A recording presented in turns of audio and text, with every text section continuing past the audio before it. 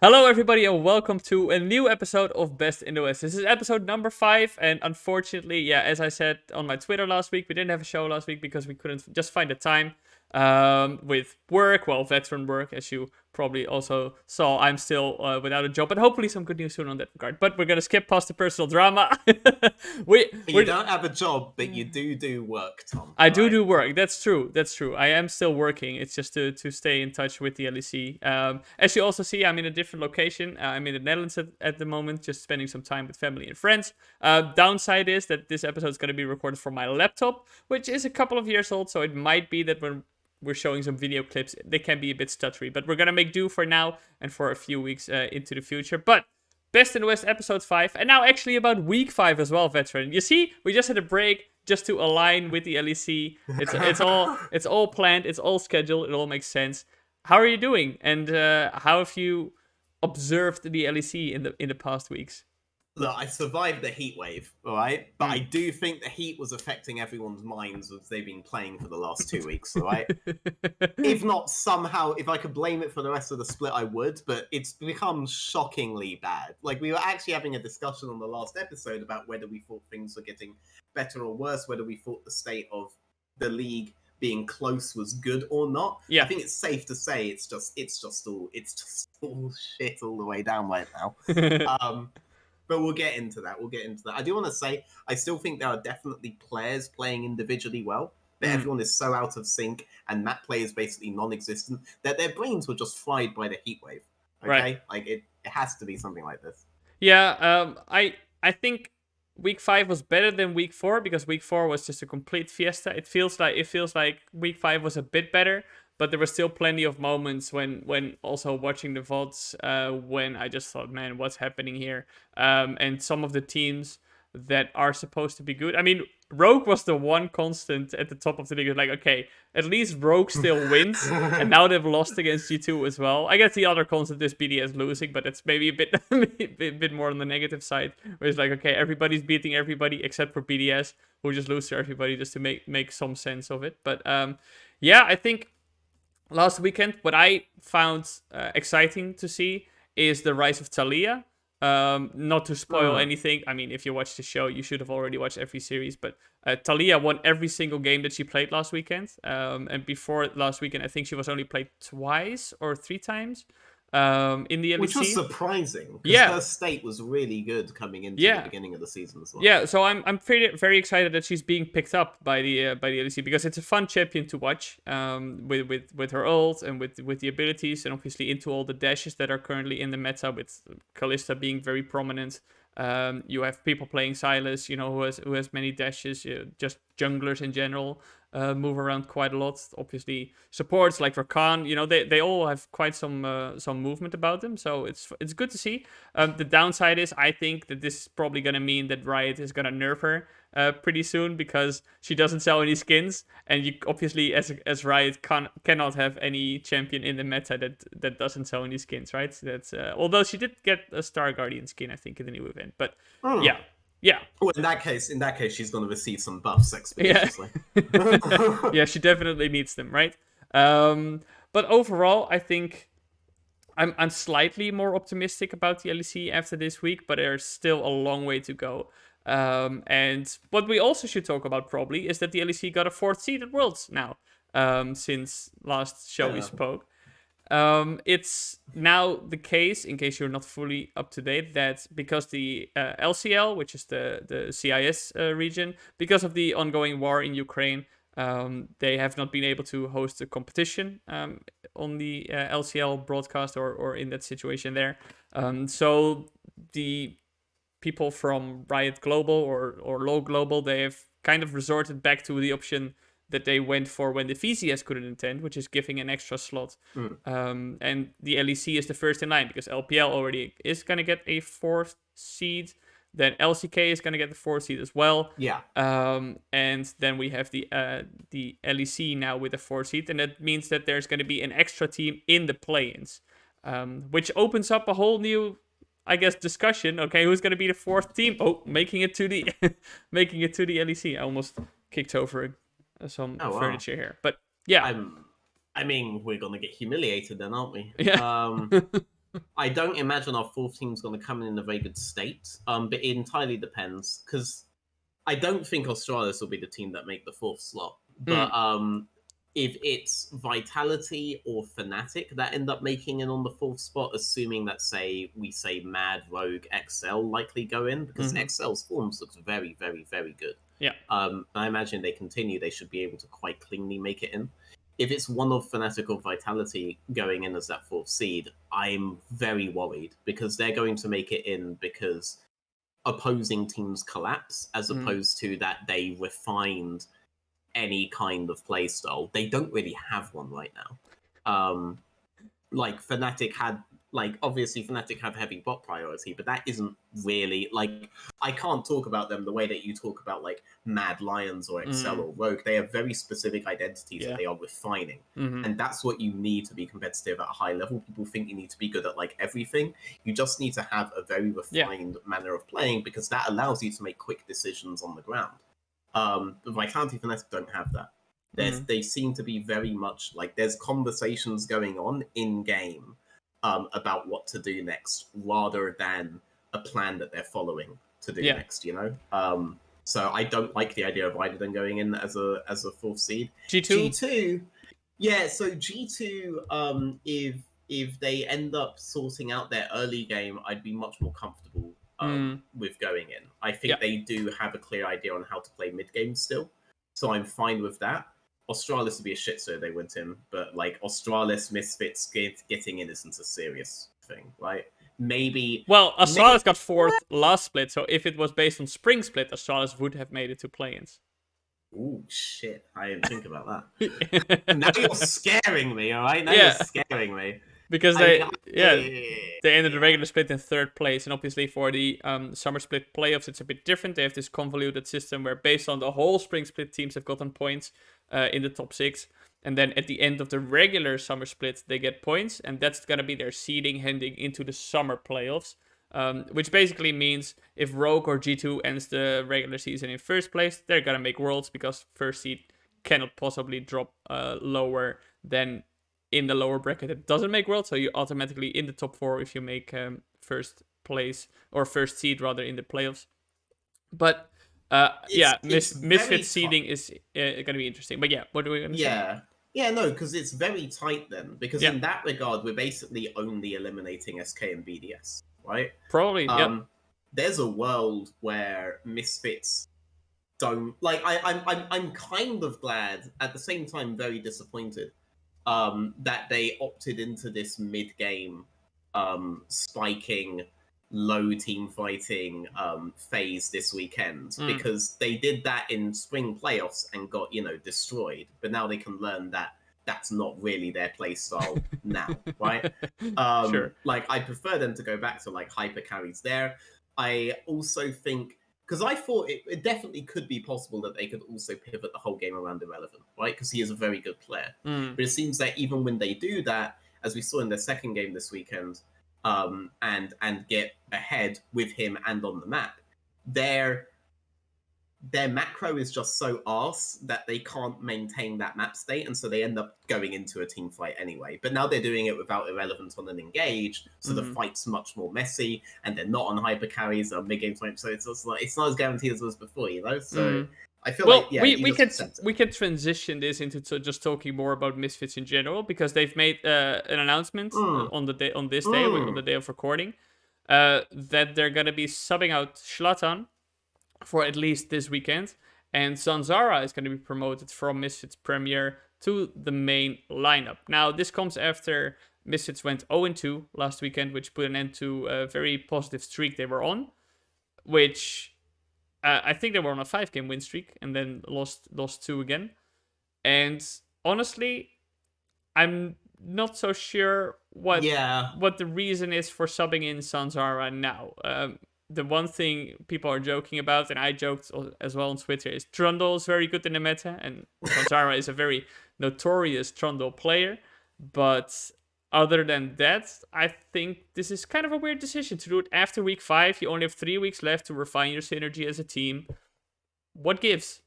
He's a notorious Trundle player, but he also baited me on this champ, because when he initially brought out Trundle last year, he was it last year or last split? Might have been last split. He was doing like a 345 clear, and I thought, well, maybe Trundle's good when you scale it in, but you know, if with a clear Dissos, you're just going to get diagonal jungle repeatedly. This is what happened. It was last year because he played against Tweets in jungle, right? And Tweets on I was Rumble gonna say jungle, if it's an LEC, then he didn't play last split. So yeah, Tweets on Rumble jungle, just diagonal jungle them straight up. Last split he played. Yeah, This he split did. Yeah, obviously, yeah. They made that whole change. Yeah, never mind. Yeah, like was diagonal jungling him. Like, you know, it wasn't that he was able to do like a free camp clear, into gank on bot, and then when he ended up moving topside, I could probably actually pull up the VOD of this if I went back and found it. But basically, he had so much time that he could just clear one side of his jungle, go bot, and not get diagonal jungles by Trundle. Whereas Trundle should, at that point, when he sees Rumble appear bot with 12 CS, just immediately take his topside jungle. Yeah. But his clear was so fast that he couldn't. And so I was sat there thinking Trundle was slow clearing. And then Tink showed me a clear where he just did the whole fucking jungle in like 309. I was like, oh, so Zanzarah's just shit at the only champion place. Oh, well. There's also that factor. But also, I think Shlatan, like, it has to be a behavior thing or something. Like, something else has to happen behind the scenes. Yeah. Because the good thing about Misfits right now is they're very good at doing these early groupings on mid, and Shlatan is getting a lot better at this, which is a far cry from what we saw like week 1-2, where he was inting. Like, back then, if we saw him replace, it would be like, maybe he could still improve from this point, so I don't fully agree with it, but it's understandable, right? Yeah. But at this point, one of their biggest strengths is Shlatan Mercer's roams towards midsection, particularly Mercer's finding really good timings to do this, right? And they're getting VTO very far ahead. And I don't think it's on Shlatan that the team fights are going bad. I think it's purely, we see that if they do a compositional difference, their team fights go really, really well. So I don't think it's necessary to be replacing Shlatan right now when he seems to be improving on the aspects that he was really bad at beforehand. So it has to be like something behind the scenes. I'm not even willing to say it's behavior. Yeah, I'm not sure what it is. I mean, he did put out a tweet, okay, which has since been deleted, where he said, like, you know, I trust the decision of the coaching staff and I wish them best of luck in the week or something, at this smiley face, which kind of, people always, like, they take it kind of passive-aggressively, when it's like, yeah, I'm just smiling but crying on the inside. I'm obviously not sure if he means it or not. The tweet has since been deleted. Maybe Misfit staff said, hey, can you pull that tweet because people are taking it as if you're being sarcastic, or maybe it was sarcastic. But at least from what I understand with his team, because Viteo also replied to that tweet in seemingly a supportive way with the upside down smiley, where it suggested that he wasn't agreeing with this decision either. I didn't get the feeling that there was anything going on within the team itself. But maybe, yeah, maybe there's some private stuff. Maybe there's him and management that don't get along. There's a lot of speculation. Maybe I hope we get some clarification about it at some point. And if not, I will ask for it in an interview, because I would like to know. But like, I definitely saw bigger issues in mid game for Misfits with VTO, right? He was taking very poor angles into lanes, and he was doing heavy priority when he definitely should not be in like really obvious situations, and just getting caught before these fights as a result. And this was a big detriment to how they were trying to set up the map, and it also made me think that they just can't set up the map this way. Because it also I couldn't necessarily tell, and I'll try to find which game it is that I'm thinking of. But I couldn't necessarily tell if this was a team call or not as well. And if it was a team call, maybe it's like a Shlatan call or something. I don't fucking know. Yeah. I mean, they played Excel and Vitality this week and lost against both. Yeah. He did Silas in both games, though, right? So he did Silas in both games, yeah. One was against the Taliyah, the other one was also against the Taliyah, so... yeah, so, like, the vision in my head is not so hot. Yeah, so like this point in particular for me. Right. So like this is an example that came to mind when I was saying that. So like here you have midsection is midsection's currently AFK, mid laner is top side, you have no one in midsection, you have jungle top off the map, and you have bot lane on a wave reset on bot. So right now, you'd prefer to just catch top wave and then either go into jungle or do something based around the rest of the waves. He goes catch top lane. Currently, all this is fine. Like, you do have to have someone catch it. Mm-hmm. But now here, he already jumps in front of the wave to move to the next one with his midsection still AFK, with Taliyah Wukong off map, and with bot lane going aggressive on bot side. I think bot lane can go aggressive on bot side because they have enough vision. Mm-hmm. And if Taliyah was to move back now, they could still move out. But here, once seeing Taliyah Wukong off map, I think he should be moving back. He goes ham on the wave here, right? Into Taliyah Wukong. He has no way to get back up from his team here. But it looks to me almost like they thought we can go aggressive there because we're going aggressive on bot side. That theoretically is true because if they do numbers on one side of the map, you can just trade harder on the other in this position. Mm-hmm. Because say they go hard on VTO now, but you're in a position to dive bot, then you're going to be hitting tower before they're able to hit tower because they have to wait 45 seconds for next wave anyway. This is something G2 used to do a lot. It was when I saw G2 do this kind of stuff, it was like a game changer for me. But that's not what they're doing here. Because what you have to be able to have for that is you already have to have jungle in position around bot side. Because if he is, then what you do is you make your play on bot side, and then you reset jungler, and jungler is top side for the wave that they want to make a play on. So you can defend top side as well with numbers. You effectively get numbers on both sides. But here, this is just your two people are off the map, right? Because of reset timing that you knew ages ago. And now you're just going absolutely aggressive on the wave in a way that you have no way of knowing the timing. Like, Newduck even had ultimate here, you know? And then he just walks into river. You even saw them go up. Yeah. You know? And now because of this shift in towards midsection that should have given them a good state for the Herald, it's just gone, right? And I can't see this being like a Shlatan issue, but these are the kinds of issues that were happening quite consistently. This isn't the only time VTO's off mapping. Not off map, out of position here, Yeah. you know? And now the rest of the map's fucked, because now they can transition from river into attacking this midsection push that they were doing for Herald. You can't really enter river at all anymore as this team, so you basically just have to play around Gwen, but you're behind against Taliyah. I'm pointing things with mouse, and I just realized you guys can't see it. But like the whole state's fucked, you know. And these were the kinds of things that I was thinking, you know, this is the thing that needs to be dealt with. This can be a 5v5 issue, right? People can be calling this sort of thing. This might not necessarily be VTO. But there's no way I look at this and I think, yeah, I have to get rid of my jungler. You know? Because they were doing decently early game. That wasn't a bad map state that we were looking at. They have a lot of options there, you know? But they can never play mid-late game map states because someone's always out of sync. Compared this with like XL or Mad, where what we were praising was that everyone seems to know what they need to do in this position, right? Yeah. Be it because Nisqy is just a fucking genius and watching Doinby videos gives you like access to a higher power, or because in XL, I mean, again, this is pure speculation, but Young Bucks are really good at teaching systems-based stuff, right? And they seem to all know what they want to do because of that. Like, there's no equivalent for that on Misfits. That's the issue. That's what needs to be dealt with. Don't view it as a jungle thing. Right? Yeah. Well, I think about this game in particular, I was also because what I wrote down is like the bot lane had like a 2v2 early on in this game.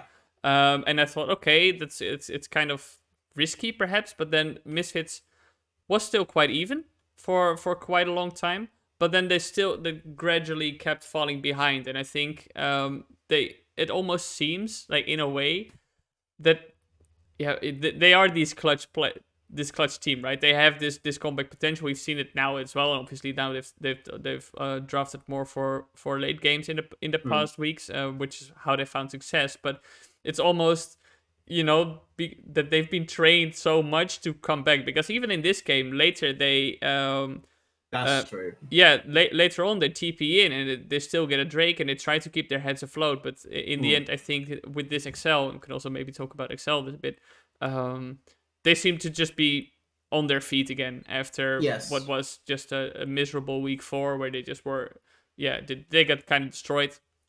Didn't look anything like what we've seen in the 3 weeks prior. People did start testing XL on that bot lane play that they were using to get tempo, and I like that they got tested early on, you know, because now they're developing around it. But please continue. Yeah, no. So I'm saying is that for Misfits, I don't think this result against Excel as anything disastrous or something like this, right? You just had an insane win streak. You've shown that you can win. Yeah. You've shown that you can adapt and that you can implement new or adapt rather to what's being played by others or where your strengths lie now as a team. But this game against Excel, it did feel, I don't know, it kind of felt like they just didn't have the coordination compared to Excel to pull off a comeback because they fell behind in this mid game quite a lot. I mean, I think when it comes to summer, at a point, especially like when you're approaching the midway point in summer, I think you have to accept this is our identity. We refine that, right? And when I look at this composition on the left, I have no engage on irrelevant. All my engage is basically on Mercer. But this looks to me like a 1-3-1 composition. This is not a team fight composition. This isn't a composition I've designed to 5v5 late game in mind with, right? Now, this kind of error that they did on the map right now is somewhat excusable if I know I'm going to win team fights later on anyway, you know? Yeah. And like, when I think back to like my time as a coach as well, generally like the temptation to try to teach my players every way to play the game was definitely more of a hindrance than just all inning on something here. Like, if I could change one thing, if I go back, I'd tell a certain person to shut the fuck up and we were just a dumb funnel, you know? Even though it's not an optimal strategy, like, it's something we could do quite well. But like, this is literally their spring split class that they were losing on, you know? Which is why I was saying, like, I kind of like that they're getting punished on this now, because now, you know, they can get slapped a bit more and remember, no, we can only do this one thing. So fuck it. I do like that they tested if they could play around irrelevant. I think that's worth the test, for sure. But only in a late game style, right? Like, if you're doing this with the idea that, oh, Jax can play heavy late game, sure. This isn't that scenario, because Neon has no real backup late game as well at this point. Like, this is pure mid-game poke 1-3-1. You know, I don't like that. Also, I something that I really do like though that they've improved on is early game. So like I moved back and paused here when you talked about early 2v2 because I really like what they do off the early 2v2. Because right now Mercer's dead and Mickey X is dead, right? So what Neon does here, knowing that he has the HP advantage against Patrick, he plays quite hard here. But what you have to bear in mind is when does Nautilus need to be bot now? Because you actually have bot wave in a really good state for Xayah. So Xayah can stay ad infinitum so long as he denies Patrick recall, right? So you don't need him here on this wave. If Patrick starts slow pushing in, you're not going to need Mercer here to output the wave for another like 3-4 waves, right? So you have like 2 minutes that you can play on the map with. You can know exactly how much time you have to play on the map with. But once you cross that like 1 minute 30 threshold, once you cross like 2 waves basically and move towards 3 waves that you have to juggle with, then that's when you can look for topside timings, because you can do a long play on top, reset and still be bot on the wave you have to be there on. And Mercer recognizes this with zero hesitation. He moves straight top on the minimap here. Straight top, right? Now from this, right, he does a long play on top side. He sees that he has even another wave that he can play with, because bot ended up stalemating his whole time here. So on the next wave, bot stalemated, Patrick went back, which means that if both get back in, that's a wave in the future where it will start pushing back in towards Xayah, or Xayah resets this one. In either way, you have that whole timer reset again. So he can do a long play here, or he can look for something else. And with zero hesitation, he does. So he does long play on top, but then he moves towards midsection. And that gets them this play. And previously, Misfits were not, like last split even, I would never call them an early game team. If they got any advantages early game at all, one, it wasn't mid last hit really well, and then scale later, and like people called him Chovy and stuff like this, right? Bot was on like Jinx perma, you know, there was nothing happening then. Here it was just dying, right? Nothing was happening. But now we actually do have this, you know, like we actually have early game systems that are working for them. Part of it is Mercer, and the other part is Shlatan. The next game is mostly Shlatan's ganks that are doing it. Yeah, well, right? Before we go to, because that's a Misfits against Vitality, where in the end Misfits got kind of slapped, I guess. Yeah, I mean, well, here is Shlatan doing the regank on the bounce back off the play earlier from Mercer, right? So this is jungle support as well, both recognizing timings. This is really good.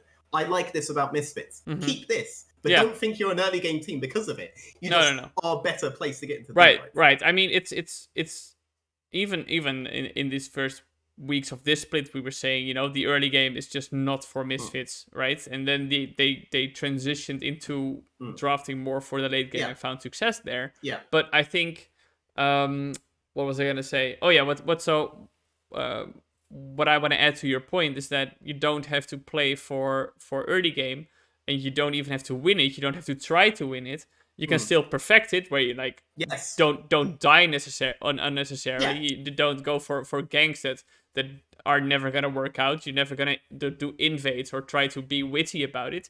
Just keep it simple, stupid. Like the KISS model, where you just play. Maybe the Wunder way is a nicer way of saying it. When he always plays Gragas top lane in the early weeks, also playing it safe, doesn't die, and then later on he knows exactly what's required of him, and he's a massive contributor to it. That is something that we can see Misfits do. But I think what this team is trying now is because they maybe last week didn't find any success trying to play the way. In the last weeks that they did find a lot of success playing the way for the late game. They were like, okay, maybe we have this nailed down now. We're gonna try to move a bit more into the early game, see if we can find any ins into the game there, if we have the late game down anyway. Let me phrase this a bit different actually. Sure. You have an early game, right? And that's brilliant. But don't confuse this with the notion that you can end games early. Because you can't. You can play an aggressive early game. I agree. You can actually do that now. But that does not mean that you're going to win the game in 20 minutes. Because your map setups and mid-game are arse. That's what you need to actually win the game early. Yeah. You don't need a really good early game. You can have a really good early game, go fucking 20-0, and then get outscaled by enemy Veigar or some shit, right? Of course, yeah. I actually do think they can do these aggressive things early. I think they could even start doing invades early if they want to, right? I just don't want them to confuse that, which I think they did this week, with the idea that they could also end games early and and therefore they don't need to be a late game team fighting. They're confusing. They're kind of confusing. Okay, playing aggressively to keep your enemy in check with playing aggressively to then snowball, which you don't necessarily need to do. Yeah, I think they're just being delusional because the things that make you good at really good at this are not the same things that allow you to actually close in mid game, and they're not good at closing in mid game. You know, that's my broader point. Right. This can be a part of your late game team fighting strategy. You can now enter those team fights ahead in gold. Brilliant. But that's still how you need to think about ending the game. Right? Yeah. I mean, if I look at the Vitality game, I think they did try to kind of, because what they did there early is they ganked Perks very early on. But then Vitality said, yeah, that's never gonna happen. And Perks in the end obviously had an amazing pop-off game. But that's also where I was wondering where, now that I've seen the announcement of Shlatan being subbed out and Zanzarah coming in, watching that game, I thought, but how is changing your jungler at this point gonna fix whatever issue you think is identified here in game? Which I can't really see, because Zanzarah when he was playing in the LEC, every now and then he would go for some wacky pathing and it would be fun, like I remember actually in the spring split, he was one of the first people to very aggressively play into Malrang because he understood just what Malrang was doing. So that was something I saw Zanzarah do, but at this point I don't think there's anything in that quality that's gonna massively help Misfits forward, that's all lacking in this weekend. Or in this Vitality game, So here's one thing that it could be, right? Sure. To be generous. I mean, not even just to be generous. I think it genuinely could be this. Yeah. If we look at all of this and we think, so you and me think, because we're quite sane, that they don't necessarily have to fix mid game. They just have to refine the way that they win late, right? And the way that they get to late. They could still be thinking, we need to fix our map play. No one's like on the same page, blah, blah, blah, blah, blah. And then they look at the LEC, right? And they think, how does everyone else do it? Well, our coaching staff is like drooling out their brains, so we can't do it the way that Excel did, right? So let's look at another place where their coaching staff is drooling out their brain. oh, so they were getting carried by humanoid shot calling, and then they got Nisky instead of Rico, right? Mm. So now they added that guy in. Now, who do we know who talks a fuck ton? And then they look in their CAD team, and they get like Kakos, who's like 24 years old, so he basically has arthritis already, right? They have Shayek, who's still finishing school, right? So you got 2 old, you got 2 young, all right? Then you got like, is that really Woolite? Okay, that's not happening. And then they look at Jungle, and they're like, this guy talks a lot. I've seen interviews. That means he talks in game. Yeah. So then they're like, okay, maybe this guy is the solution. And then it's not that they looked at Shlatan and thought, you're the issue. They just looked at Zanzarah and thought, this is the solution, and we do have a responsibility to the other 4 players on our team. Right? So we need to bring him in, and Shlatan is unfortunately the guy that has to go. Yeah. I actually had to make a similar decision to this once, where I didn't think my jungler was the problem, but I did think that this other jungler could be the solution to what's happening in game. Right. It's kind of like what Vitality did in 2021 with Comp, where it's like, yeah, we need something new in the lineup. Comp, you weren't the issue, but Crowny is going to be our solution. That's how they phrased it back then. And that did work. And it did work, yeah, absolutely. So obviously, I have nothing against Zanzarah personally. Like one quick aside. Sure. Don't get any ideas, BDS. Yeah.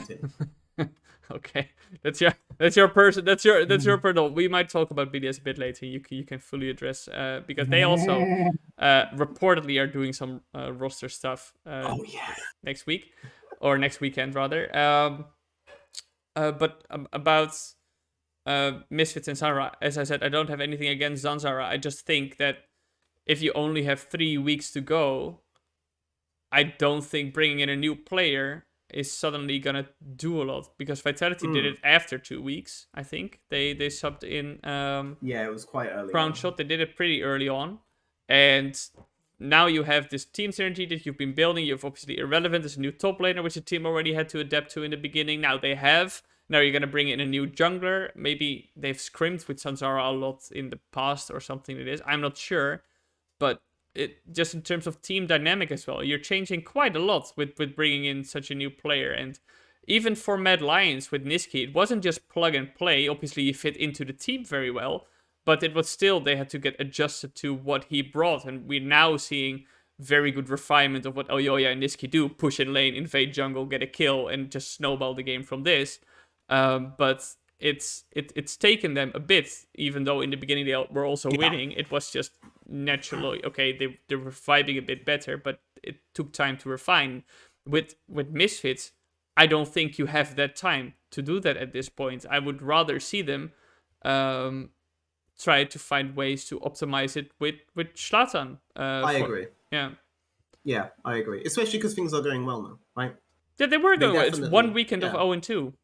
But even in that weekend, like, if I'm trying to look objectively and not caught up in the emotion of, I just lost, right? I'm trying to look at it objectively. There are so many things to be happy about. Yeah. This weekend, with your mid jungle, that went well.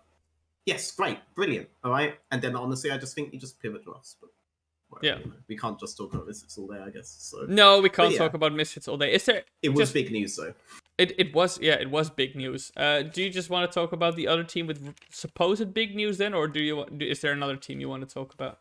I guess we can stay on theme and talk about BDS with Limit. Yeah, all right. Because I was gonna otherwise like pivot off this to maybe Vitality, but like sure. BDS, I mean, let's do BDS sounds good. Yeah, we can do BDS. Went 0-2 last week. And according to a report from LEC Wulu or Brioux, another average BDS week. But it is kind of their average now, right? But according to a report from LEC Wulu or Brioux Xerxe, as his real name is, he is saying that BDS is gonna sub out Erdote and they're gonna bring in Limit. Now, to recap a little bit, Limit was playing for BDS in the spring split. BDS obviously did not do very well. So they had their boot camp in South Korea where they practiced. They brought their academy team as well, and they had internal scrims, and they tried different compositions, and they tried to figure out, okay, how are we going to improve our performance for the summer split? And what they did there was not only look at who's just purely the better player, but also who has the drive, the motivation.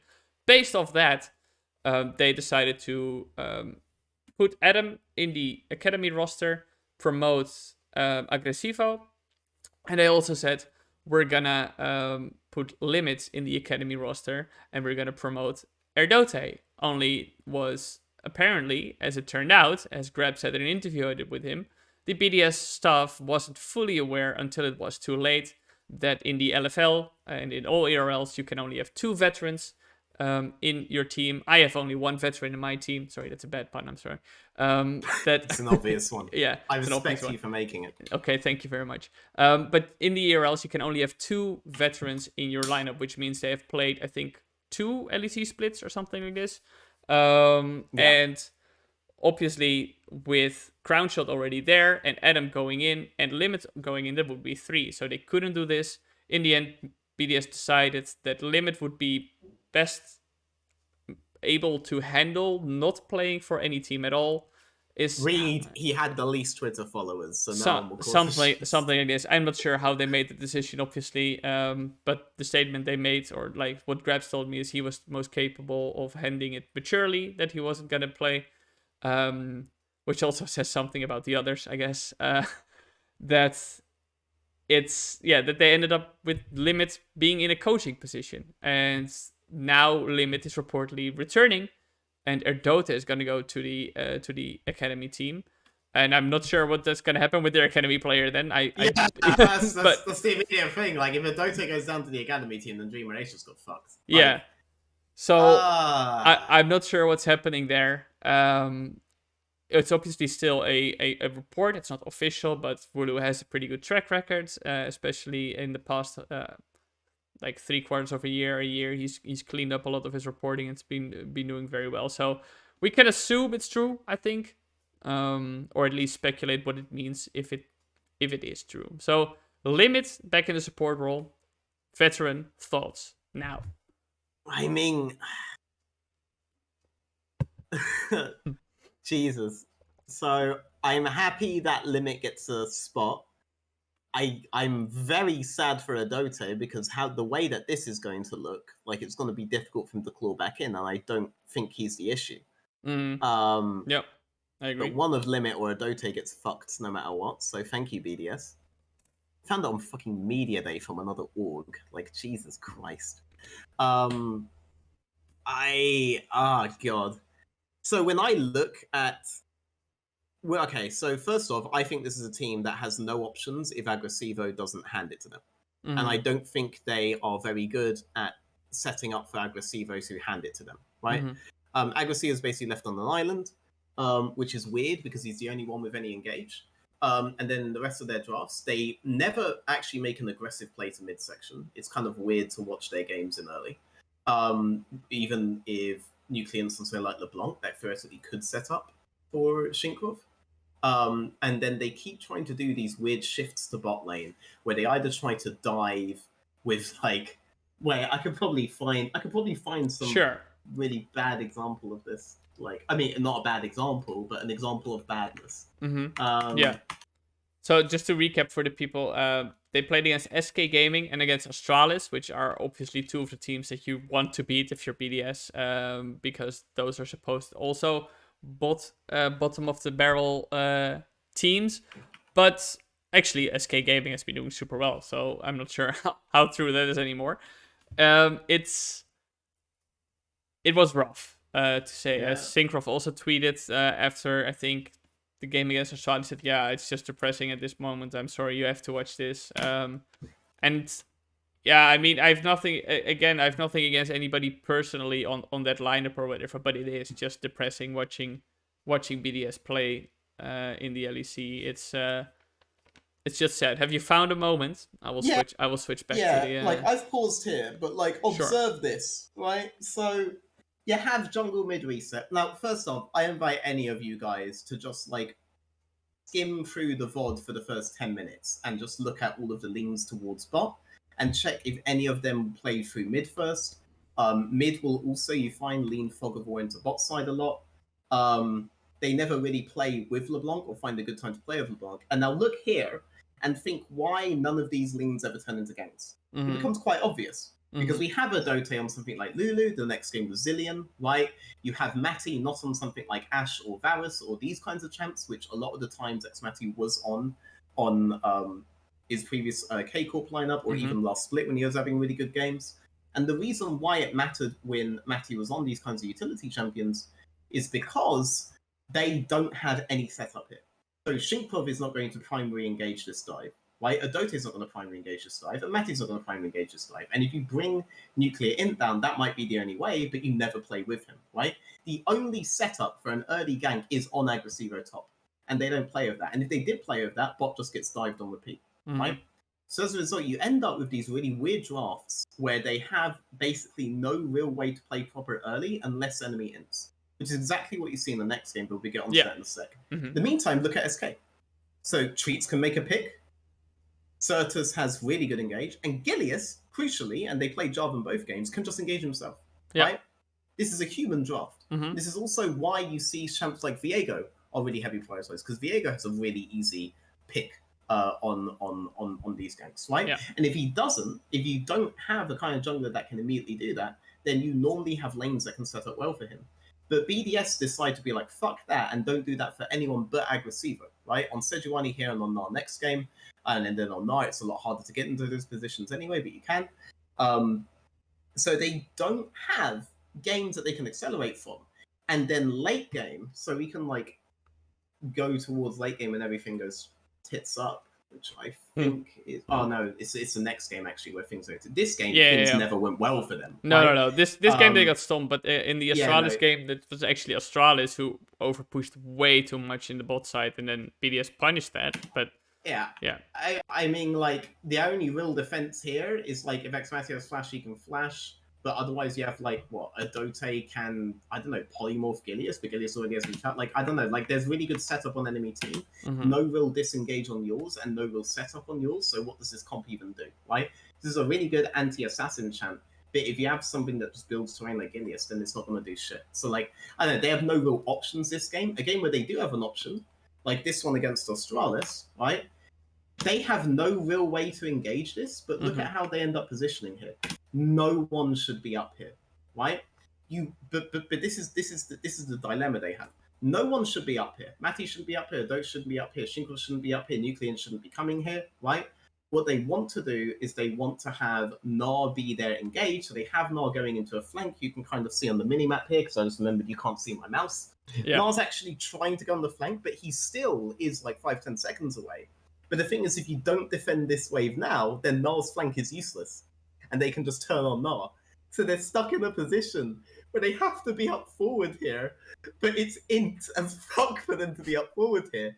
But if they're not up forward here, they can't do fucking anything. Yeah. Because they have no options. And they've already lost mid tower because they just have such a shitty draft. Like, this is a team that's like, I don't want to blame it all on draft, but like, none of this gets fixed by adding limit in. You just throw limit to the wolves, you know?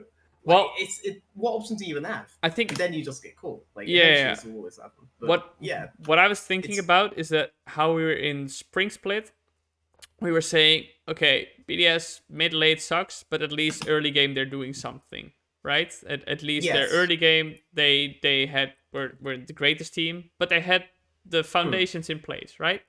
And now, if I watch them now, at no point does it go right for them.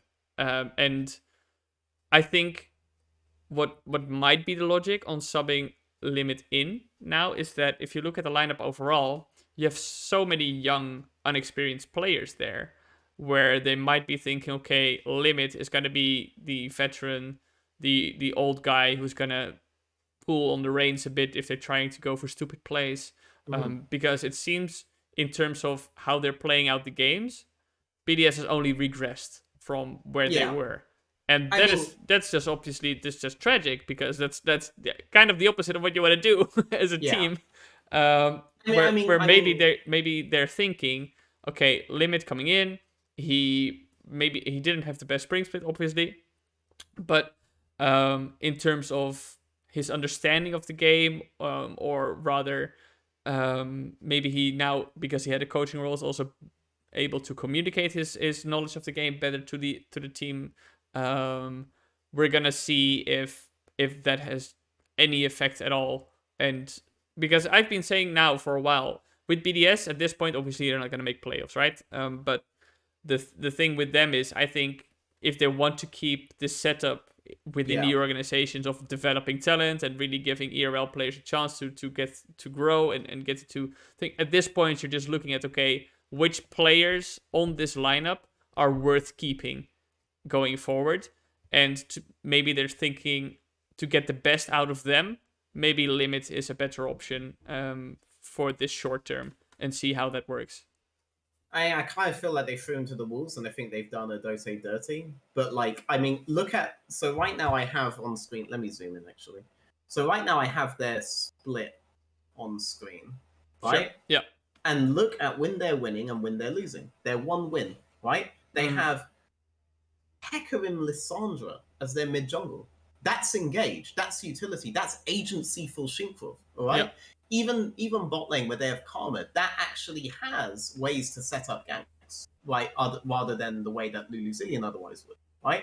And then look at how all their drafts go after that, right? So these two games, this was the best that they looked, right? The Fnatic and G2 Fnatic games. G2, yeah. Yeah. You have Skarner, Senna, and Gnar. That's a shit ton of engaged in CC, right? They have good ways to set up fights. And you have the Hecarim Lissandra Karma combo, right? Yeah. And then the other game, it's like immediately Gangplank, Volibear, Ori, Ezreal, Karma, right? You can maybe make isolated picks with that, right? That can work. Like off an Ori charm, you can get Ezreal Volibear is burst also and, very and Karma aggressive, burst, right? But that's it, individual picks. With Lissandra, Hecarim, you can engage on 5. With Gnar, Skarner, Senna, you can engage on 5, right? But you can't do that with that pick. Then you get Sejuani, Viego, Taliyah, Ezreal, Karma. These are poke comps that they start picking, right? Rather than comps that can actually team fight. And if you're a team that's doing badly, you need a comp that can team fight, right? The closest they end up here is that Twitch Yumi comp that technically can team fight, but not really. With Jarvan and an R, Yeah, the composition with Rogue is probably the most CC that I've seen from them at this point. And I'm not trying to say their issue is draft. Like, we've gone through, their early game setups are just bad, right? And their mid-late game setups are out of sync and lack, it's not that they lack options, it's that they require a degree of consistency and timings that they just don't have because they're losing early games so well. Yeah. You need simplicity in drafts. So drafts can be a solution here rather than that they're an issue. There's a world where they can play these drafts out, but they are worlds where they have to play very well, and they're not a very good team. Yeah. So go for these lazy as fuck heavy CC drafts that are the only times you look like you can win or actually have one.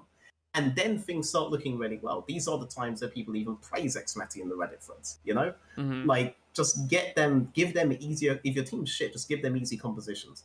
Loads of CC, loads of burst, job done. Well, that's what you need. Yeah, well, the thing is, they're obviously also basing it off how things are going in scrims, and I cannot imagine this team doing much better in scrims, but maybe this, you know, they also just don't know what to do in scrims, so they're just kind of throwing everything at a wall. It's such a trap. It's such a trap. See what sticks, you know? I mean, I just want to say, if you're a coach that unironically said, well, it works well in scrims, like, this many years later, like, how many times have we heard those fucking excuses? Like, no. You are But I'm saying, you know, we've seen when they beat G2, it was also a lot of comfort for them, right? In terms of what they like to play for their players. So maybe if their players are saying, you know what, I'm really feeling this at this point, that the coaches, you know what, let's just try it, see what happens. But it's the point where the coach has to be like, yeah, but you know, we are on like an 8-loss streak playing like this, so maybe shut the fuck up and we're gonna pick this. You know, at some point you have to say that. Like, you have to say that. Of course. Point, you know, I mean, and also with you can you can see the draft order there, kind of right now. Not really, can't really see the draft order there. But really. Their priorities are also, I don't know, they don't always make sense. They have a heavy priority on Aphelios quite a few times. Zanzarah they like playing. At least they played it against Astralis, which is a champion we haven't seen at all.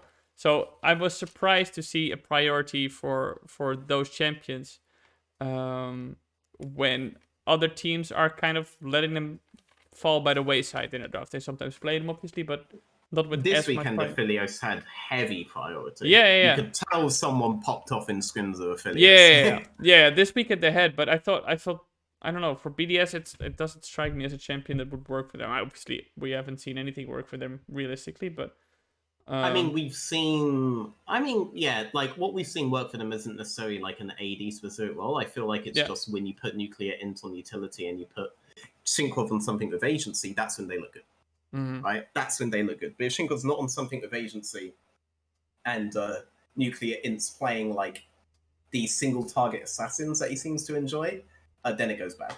You know, yeah. that's. But and that being said, you could theoretically just say like 10 games are shit. So it could be very general. But you've only really see it work properly a couple of times, and this is when. Yeah. So, Yeah, and I mean against the Astralis, as you said, right? What they did well was they punished Astralis for over pushing, but then they just didn't do anything with the lead they got from this, and they lost it all in yeah. in that mid fight a bit later. So Yeah, I'm not even sure that I would say that it's like they punish them for over pushing is the point. I think it's just like, of course, this is the only way that they can get like any sort of substantial lead early, yeah, is when the enemy is just like overextending heavily. Like here, if enemy wants to do this, yes, then you can get something. Because there's a huge zone here that you have to run them down on. But you're not going to be able to set up a way for them to run down unless Zillion hits double bombs or some shit, right? Or they really int into Aphelios, Yep. They have to int. They have to do something like this for you to be able to run them down. You're not going to create that distance in lane. If you had, like... I don't think these champions are objectively good, but... Also, objectively, if you're shit, they seem to be really good ways to do it. But if you just have Leona Nautilus here, then maybe you fucking do it. I think Nautilus is fucking useless, but fuck it. You're useless on anything right now. Maybe you can run them down on that. Fuck it, why not? Let's just go back to all that shit, Yeah.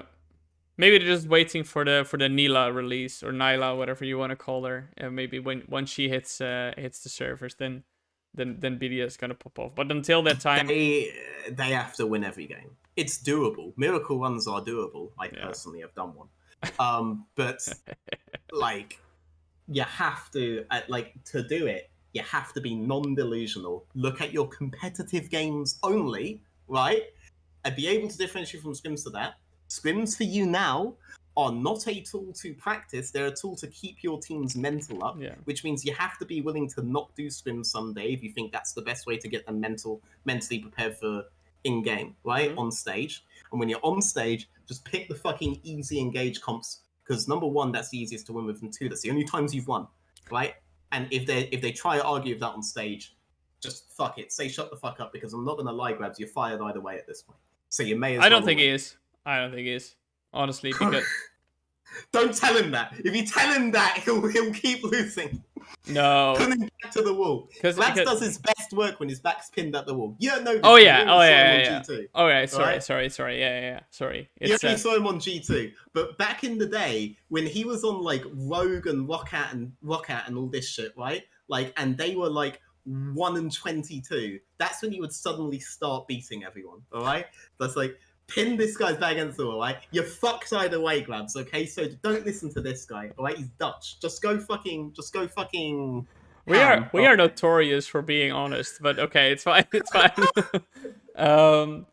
Yeah, I don't know. I just hope, because I think that they're putting a lot of effort in this, and Grabs as well, and then obviously the coaching stuff, that they find something that they can kind of build on for going forward or something. But with back to Limit going in, I'm very glad that Limit is coming in. He deserves to be in the LEC. And I hope for him sincerely that there's going to be something he can pull off, or because they also, like in that interview I did with Grabs, he also said, Limit is a pretty smart player, but he had trouble communicating. So maybe in this coaching role he can develop it. It's all trying, like as he said, I'm not gonna make it better than it is, because it was terrible at the time, but it is maybe one small upside you can find in that. So I hope that maybe we see that happening. What I hope is that even if he plays well, BDS is still obviously gonna look shit, that people aren't gonna take that away from Limit, because he has had good splits before in shit teams where people said like, oh, but what did Limit do? But it's like, but when he was actually playing well. So yeah. I mean, I don't want to denigrate on this guy too much, but I do think he took a lot of Neon's credit. Neon was setting up so many solo plays for himself, and then Limit ended up getting credit for a lot of these plays. Even when in mid-game, Neon was literally just solo doing things. I think on SK he had a few good splits as well. On SK? That was Treats. No, he played on SK. Did Limit play on SK? Wait, that was ages ago. That was ages ago. Yeah, I want to say a couple of good splits, but I remember on SK he played well, yes. Yeah. For sure. So, but yeah, anyway, that's BDS. You wanted to talk about Vitality. The team... I want to talk about all these teams. Oh yeah, sure, that's fine. That's fine as well. Plenty of time. But Vitality went 1-1 this week. They lost against Mad Lions. And then they, as we just discussed, they clapped the cheeks of Misfits on Saturday. But against Mad Lions, I think that was quite a game where I think Vitality just... Wait, they didn't have any say in this, right? Oh, that was the Draven game. That was the Unforgiven Draven game where you just... It was, but what I really loved was how jungle was played out. How Aoyoi played out jungle. Well, specifically how Aoyoi and Nisqy played, because you mentioned beforehand Aoyoi and Nisqy 2v2 together. They're so good together. Yes, and I really liked that Nisqy was looking to do something on every wave. Yeah, I think. So for full clarification, I actually think Nisqy was somewhat inefficient about it. I think he was looking for plays and scenarios where he should actually be doing something else entirely with the wave, right? But I am also aware that Nisqy's strength is those map stuff. So I'm more forgiving of that tendency, so long as it means that we could keep getting the positives of it. Right? Yeah. But like Haru just gets destroyed. Yeah. This is where they invaded the bot side. Yes. They push mid, they go to bot, give Nisqy blue, and Nisqy doesn't lose anything in this lane, basically. That was crazy. Are you showing my screen? I am showing your screen. Yeah. So here, Aoyoi paths towards top side on priority. Armor goes quite aggressive on this, trades HP, but it enables him to force Haru off Krugs here. And then off this, Aoyoi is immediately met with Nisqy on an additional push on midsection. Nisqy wards, they force Haru off here. Aoyoi gets the Raptors as well. At this point, Haru's behind, right? And then Nisqy. Aoyoi immediately resets, right? Kaiser off the 2v2 that they get on bot. Like, yes, it's really good that they found the 2v2 on of course. Yeah, I do like that. Yeah. But for me, the star of the show here is still the continuing jungle play.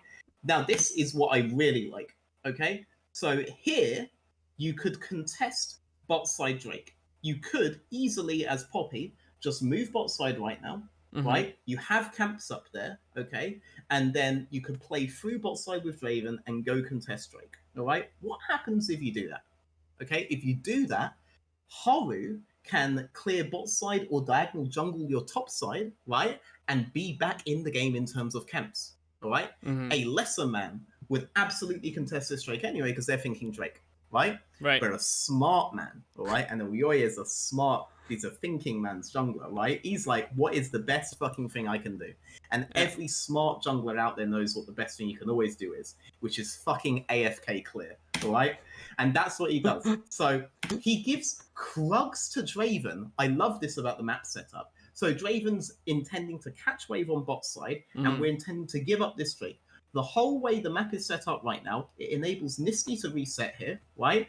And it enables Draven not just to catch bot wave, but to maintain high economy while doing so. And in doing so, if Haru just tries to match clear now, he has nothing to do, right? After he does this this Gromp Wolves on bot side, he has no top side because it just got counter jungled, right? Yeah. And he won't be able to take Aoyoi's because Aoyoi will have already taken it. Yeah. So if Haru actually tries to do that, he's fucked. So he has to go for the Drake, right?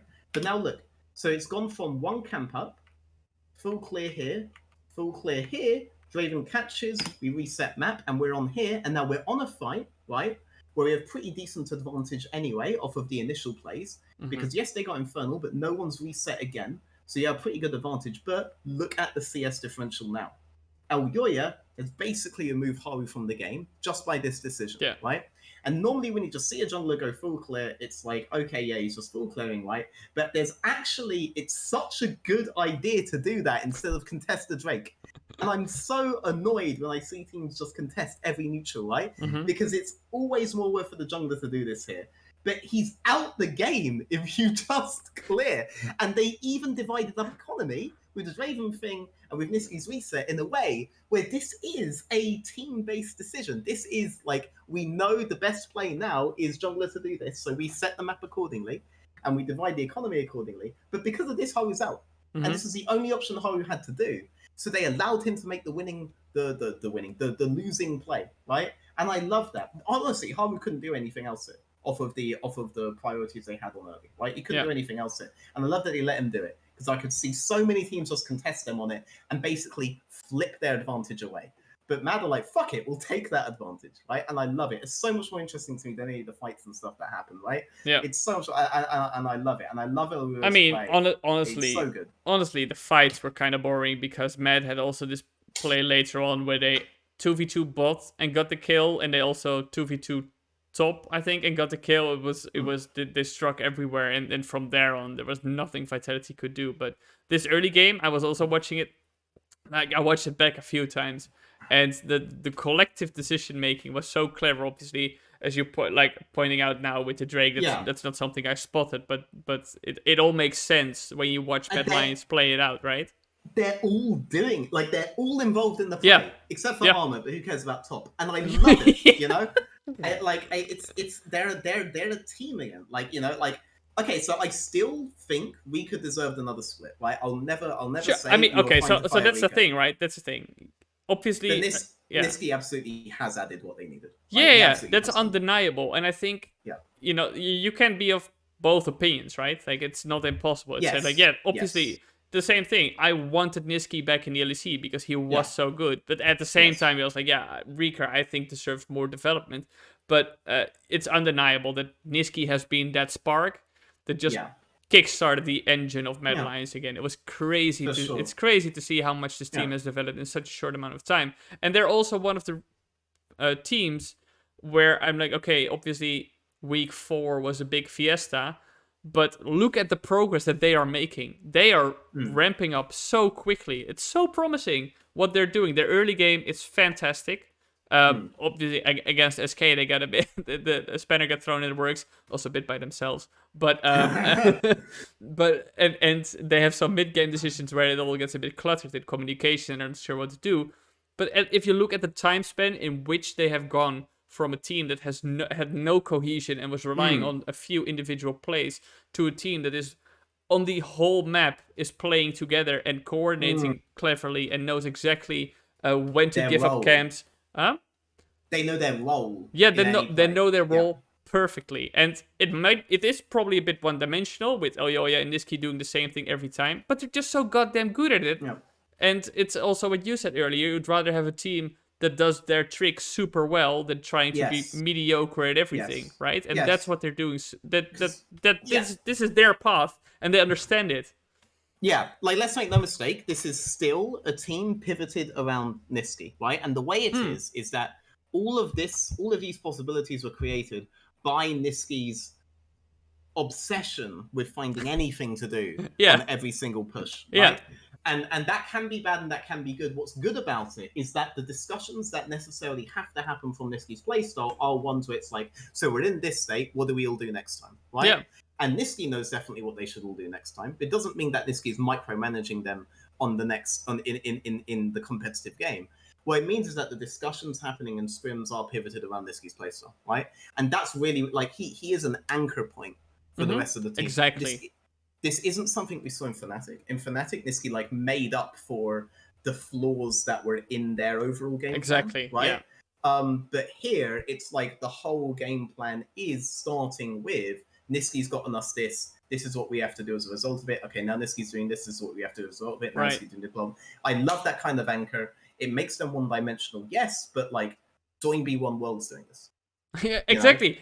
His whole shtick was, I'm gonna roam and then I'm gonna find opportunities, and that's what Mad Lions is doing so well as well. Yeah, for sure, absolutely. For sure, yeah. So I also have to say, Unforgiven this game was also insane. Kaiser was playing super well. The whole team was playing super well together. But it all starts, as you say, the inception of everything Mad Lions wants to do starts. I mean, it is also 2v2 casually while we were talking about all that.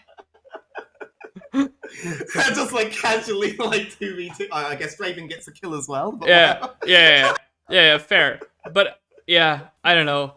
This is not something we would have ever seen last split, right? So it's great to see. It's great to see. It's very promising. It's good for the region, obviously. I'm very positive about what they're doing there. And I mean, and also like I mean, like we can't just ignore like Unforgiven is playing really, really well. Yeah. It felt to me like people forgot about how he began the split because he began last split.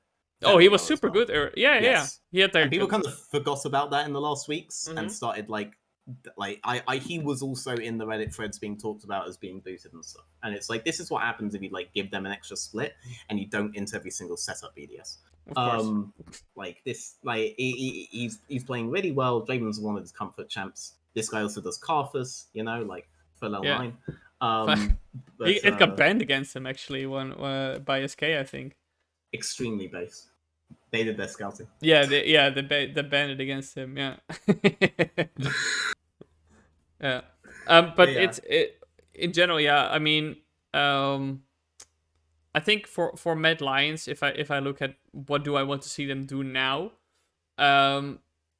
I think that the thing I want to see most is maybe more top lane diversity. But that's always going to be a thing with Armut, right? Yeah. And it's not. I think they just have to play around that, you know. At this point, don't try. It's you just can't like fix them, girls. No, you can't do it. No, and it's also a thing where, okay, if you really try to counter Armut in some way, you're gonna create openings elsewhere. And that's what Mad Lions loves to do. So I think teams playing against Mad Lions will just have to accept, okay, Armut's gonna do his thing, and we are gonna try to keep this mid lane in check because that's where Mad Lions likes to play around. But do you think that Mad Lions is gonna be tempted to try play around like a bot lane, because that's what they did before is with most notoriously with Xerxe actually. They tried to, they played not with Xerxe, with Shadow, that's the guy.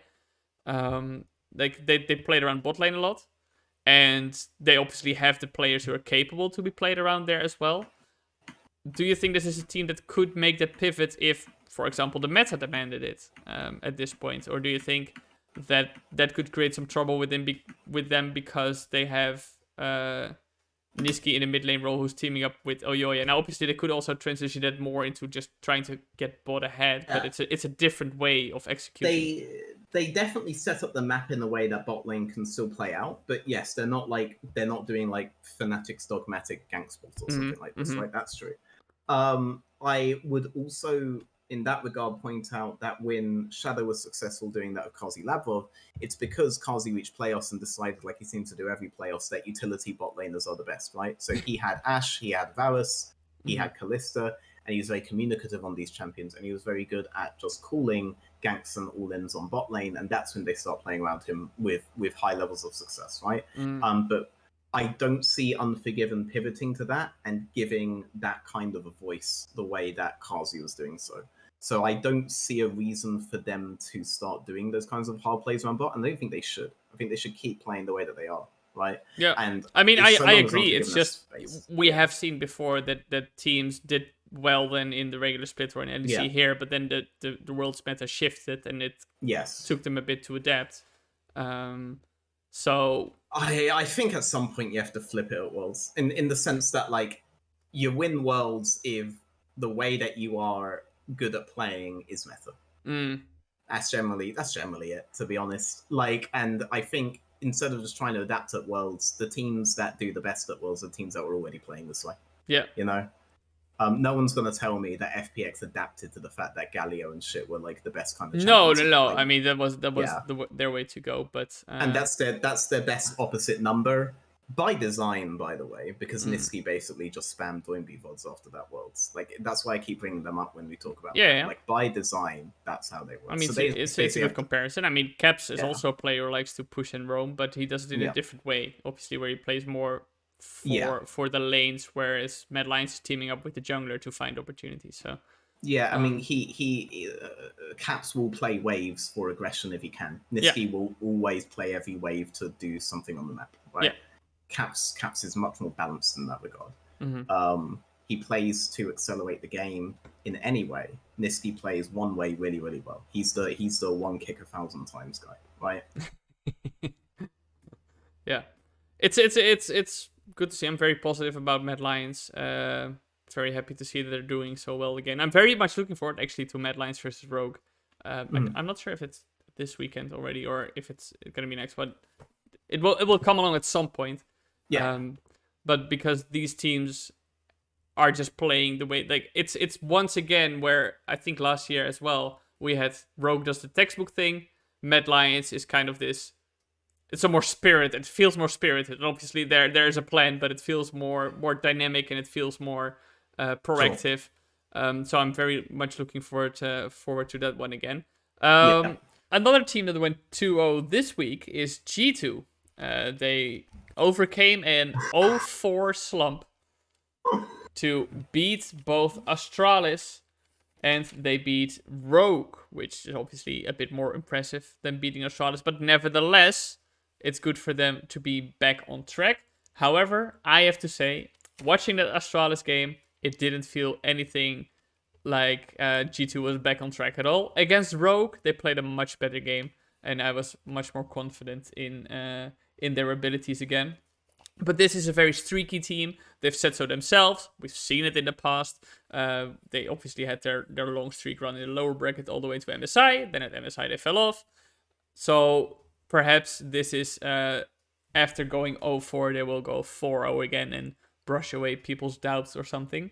How did you feel about G2 this weekend? Or did you have any takes after the last weeks? I'm not as confident, I guess, as you are on them because, like, well, I'm saying I'm a bit more optimistic. Now.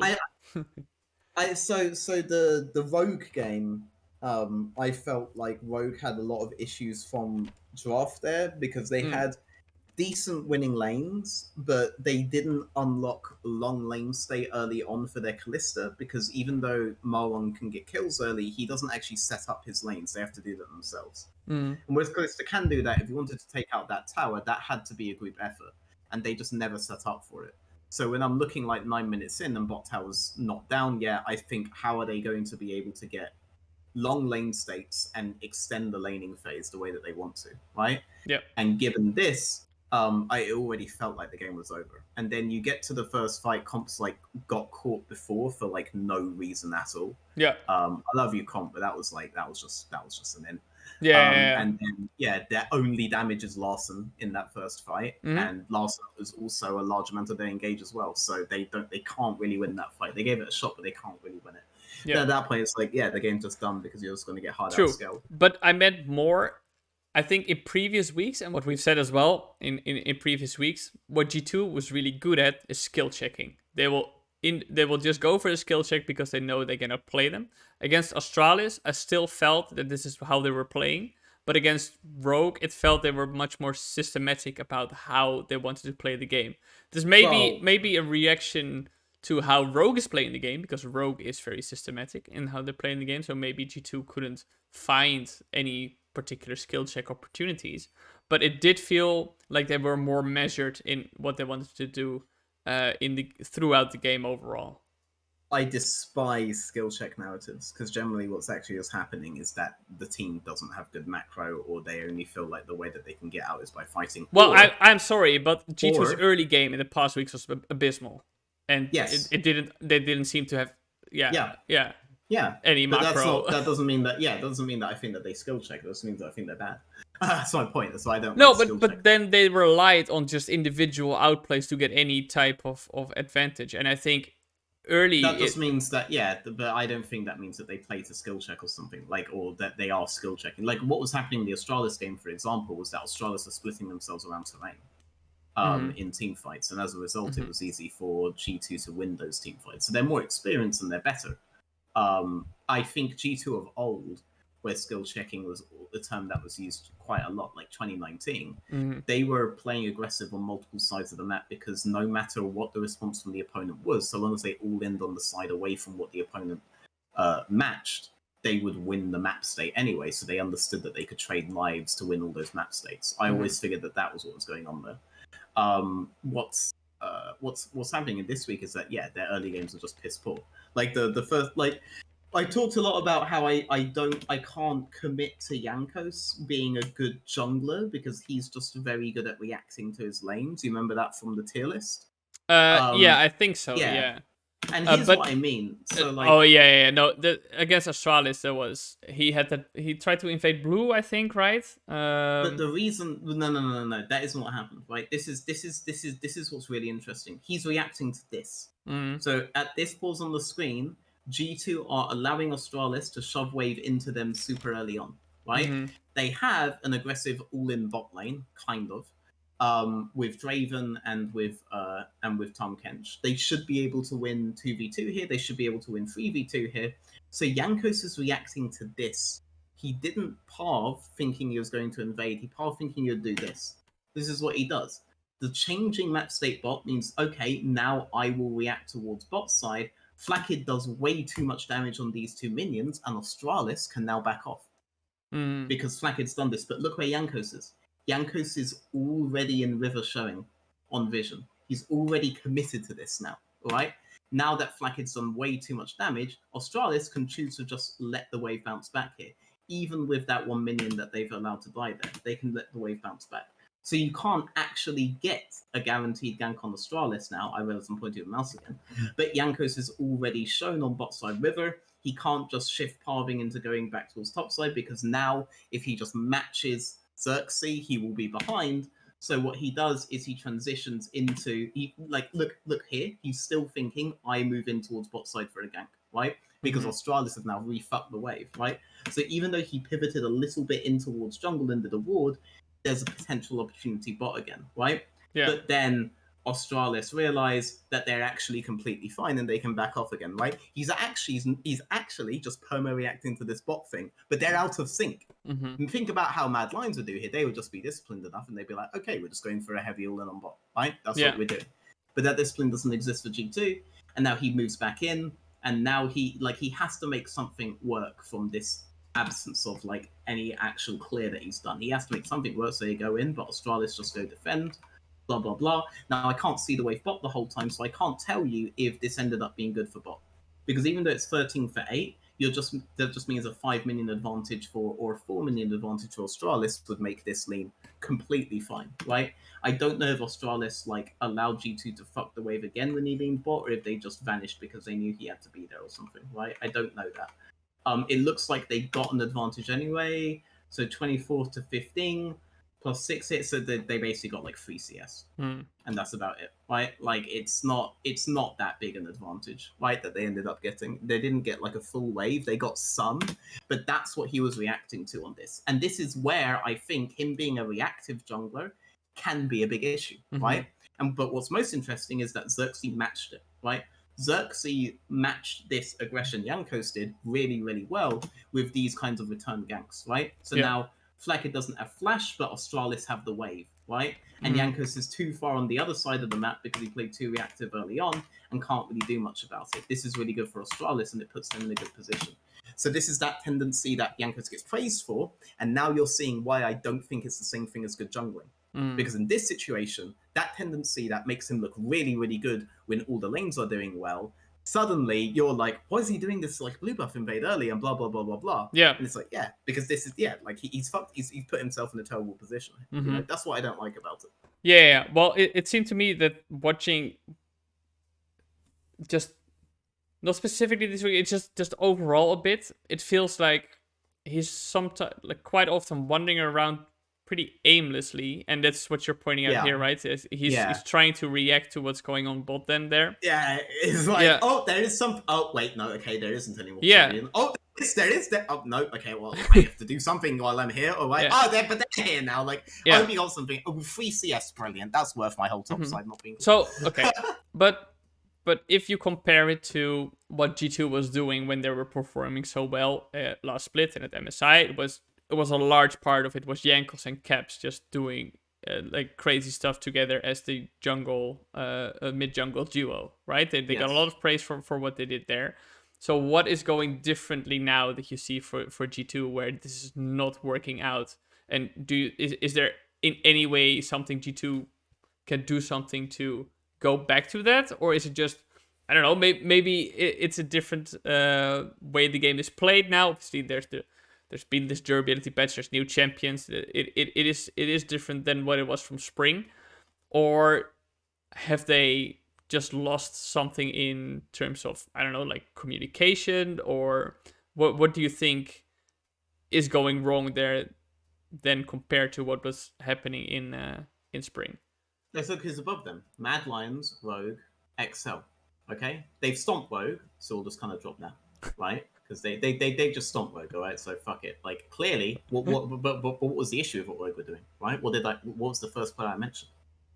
Malware, right? Mm-hmm. He doesn't set up for his team, right? Yeah. What were we just praising about Mad Lions? The early game. And their early game from who? From Niski. From where? Yeah. From Niski and? Oh yeah, of course. But it was mid jungle. Start with this, yeah. Where is XL looking really strong? It's that mid section again, right? That mid jungle. And Marcoon has actually had some really good games. Even though Vian was like an incredible. Oh yeah. Had some really good games. He's been playing very well. Jungle's being fixed in a lot of other areas, right? So jungle was not looking very good last split, all right? But this time they found mid sections that can play with their jungler, and they've unlocked those junglers that normally are good at playing the map. So Yoya was very good last split, okay? He just didn't really have a mid, okay? So they weren't really able to do much, and Unforgiven was still very green, right? But this time, Yoya is unlocked and is making very good decisions around jungle, right? Decisions that don't even occur to Jankos, right? And this is what's happening. They've fixed their mid jungle areas, and now G2's struggling. And let's clarify, we're basically only talking about two teams. Like, we're basically still talking about G2 as a world's team, especially if there are 4 slots, right? And if Rogue's collapse continues. But that's the primary difference, is that now teams have figured out how to play their mid jungle in summer in a way that they weren't able to do in spring. And so in spring, when jungle was very chaotic and the best junglers were kind of removed by, in Fnatic's case, one-dimensional playstyles. In Mad's case, the fact that the laners were too green to enable them. Now that those kinds of aspects, well, not in Fnatic's case, have been fixed, there's just actual competition now, right? But in that chaos of swing split, Jankos was the best in that chaos, right? Because what we just saw from G2, because he could just prey on the enemies. And Xerxe was not a factor in Australis last split, right? They still had Zanzarah, right? Xerxe, it's very impressive. Like, this is just, like I said this before, but like I really like, it's amazing to me. This is just nowhere near the same player that was last time in EU, right? His reaction to that map state previously would have been, well, I'm just going to reset and full clear and maintain my advantage. What he did here was he burned Flackid's flash on bot and nullified entirely any small advantage that was gotten from Yanko's time spent around bot side there, right? It was brilliant, right? And is every decision Xerxe making optimal? No, but the type of way he's playing right now is going to make him, like, Xerxe's best days are ahead of him. I'm absolutely convinced Xerxe's best days are ahead of him. I love the shifts he's done. I don't know if, like, it's because he, like, was stuck in America and was like, I don't want to do this again. I'm just not playing like this when I go back to EU. You know, like, I don't know what happened over there, but like, his reactions to Yanko's play were really, really good. And they're even things that I think, like, Jankos might do some of those things incidentally, because he recognizes the lane is in a particular state. The Xerxe previously wouldn't have done so, right? And I like that adaptation he's doing. Okay. I like it a lot. Here's the thing, though. Something that happened in the Astralis game as well is at some point, I think Astralis bot lane had pushed in. Jankos was there, and Xerxe was nowhere to be found in that situation, which is how Flacket, I think, got first blood in that situation. And that's from there on, you slowly see Astralis losing control over the game. Now, that might have to do with other factors that happened as well, but it is one point where you could say, okay, if you, I'm just playing devil's advocate here now, where you say you're praising you're praising Xerxe. No, I love these kinds of puzzles. I wish people ask me these kinds of questions more. Yeah, so so where you did see Jankos helping secure that first blood, and Xerxe wasn't there. Basically now. Yeah. Okay, hang on. I'll switch to the thingy. There we go. So this is a situation where you could argue from your perspective that Jankos is just preying on Astralis doing something wrong. But if we're taking into account that you're saying what Xerxe is doing very well, then shouldn't Xerxe be here in this case? In this case, so if Jankos appears bot here, right, and does his gank, right, the play would basically be over already, right? At this point, the play would be completely over. Yeah. So then, No, I'm talking specifically about when he gets first blood for his bot lane. Yeah, no, I know. Yeah, so at this point, the play will be over, right? I think the best thing that Xerxe should do in this situation, right, is accept, okay, Jankos managed to get first blood bot, but he's on HCS. So given the fact that he's done red, I know he's done 2 camps bot side, right? I think the best thing you do here is if you have time to finish Swamp, you finish Swamp, but I'm not sure that you have. I think what you do as Xerxe is you reset into Krugs, or no, wait, he hasn't finished Wolves yet. Okay, so then I think what you do here is you secure your bot side as best you can, right? If you can't because Jankos is all in your face, but I think sure you can because Orianna should be able to lean to you here. If you can secure bot side, you secure bot side, reset, and then match him on either of the scuttles, because you will be able to contest Jankos on them, because Jankos cannot match your reset with economy. And if he does try to match your reset with economy, you'll just be ahead of him on tempo. So I think that's what he has to do here to react to that. That would be the issue of Jankos showing up bot, is that Jankos is either going to forfeit his top side on that, but what's more likely is he's going to try to do this and then invade your bot side. If he does this and invades your bot side, then I think you have to like diagonal to top side. The issue with Xerxe diagonally to top side here, though, would be that Broken Blade would be able to peel off of this crash he's getting on Gnar. So if you did try to diagonal to top side and Xerxe moved in, I'm using the mouse again, I'm sorry, and Xerxe moved in towards top side jungle, you get fucked, right? So I think best case scenario, he just tries to clear what he can and match Jankos on the scuttles, because Jankos either won't be there or he will be there and he'll be on worse economy than you. And I think that's the best thing that he can do here.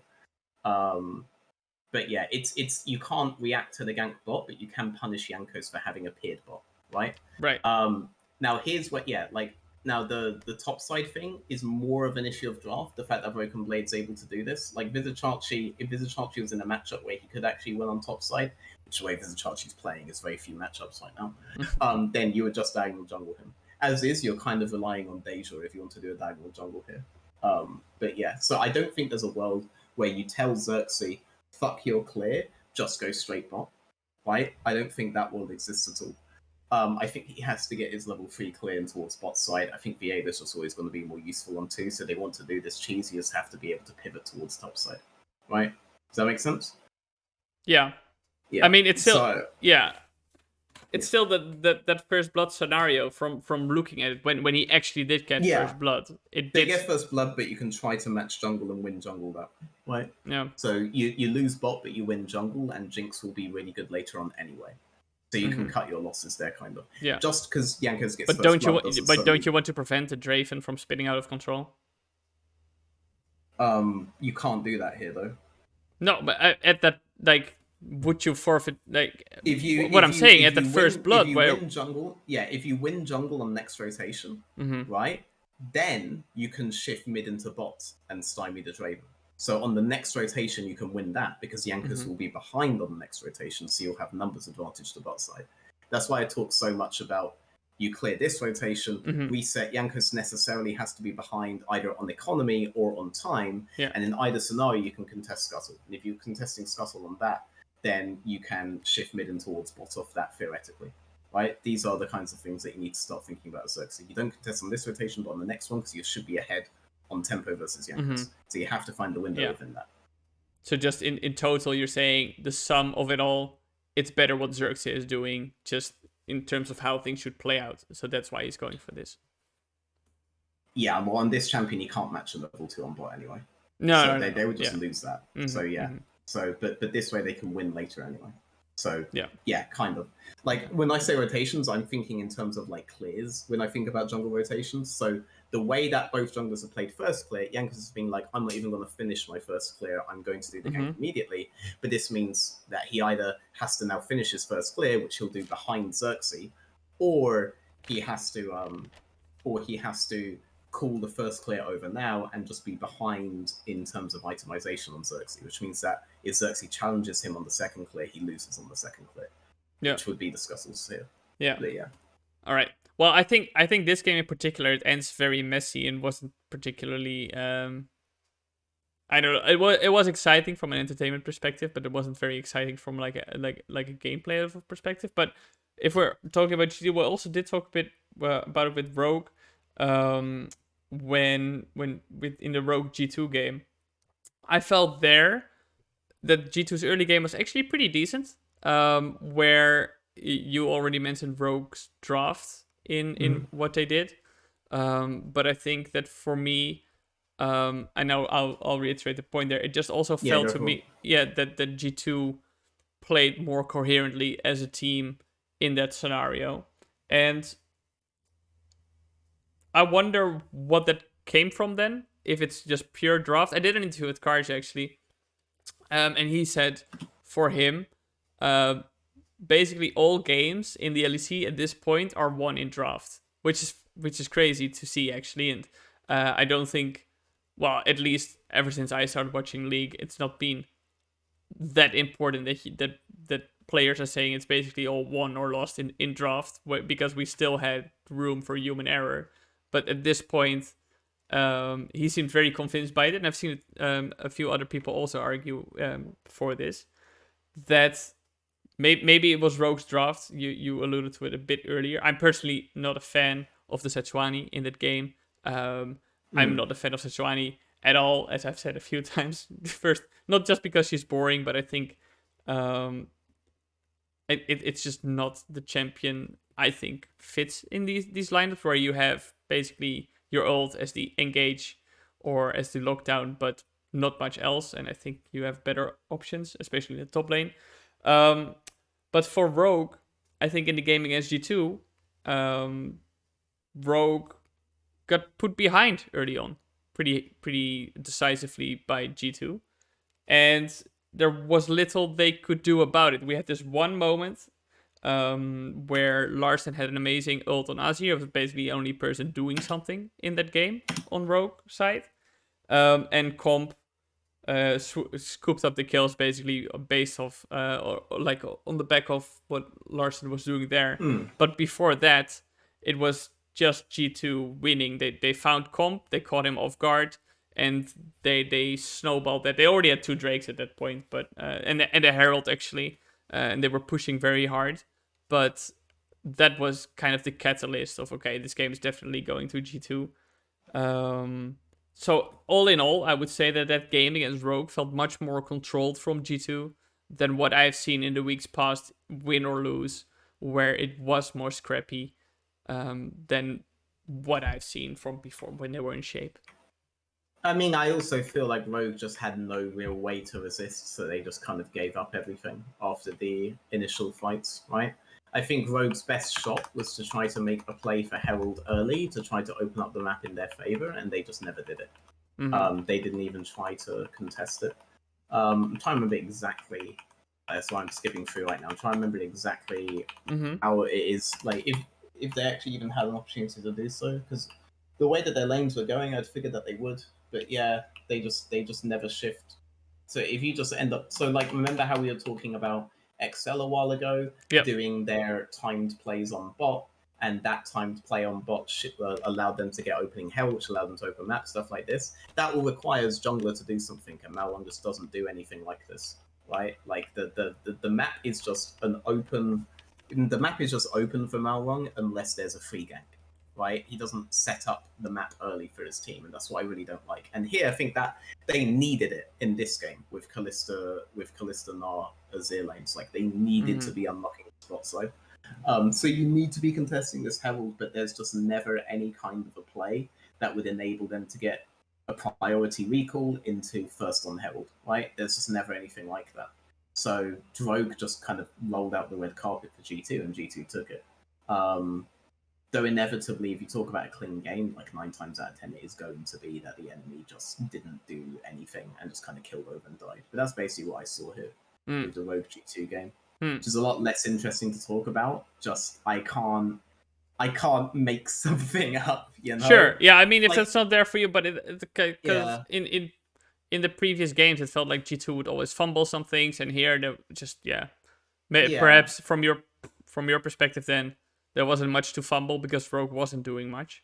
Exactly. That's Rogue weren't applying any pressure, whereas Xerxe was immediately applying a lot of pressure to G2, right?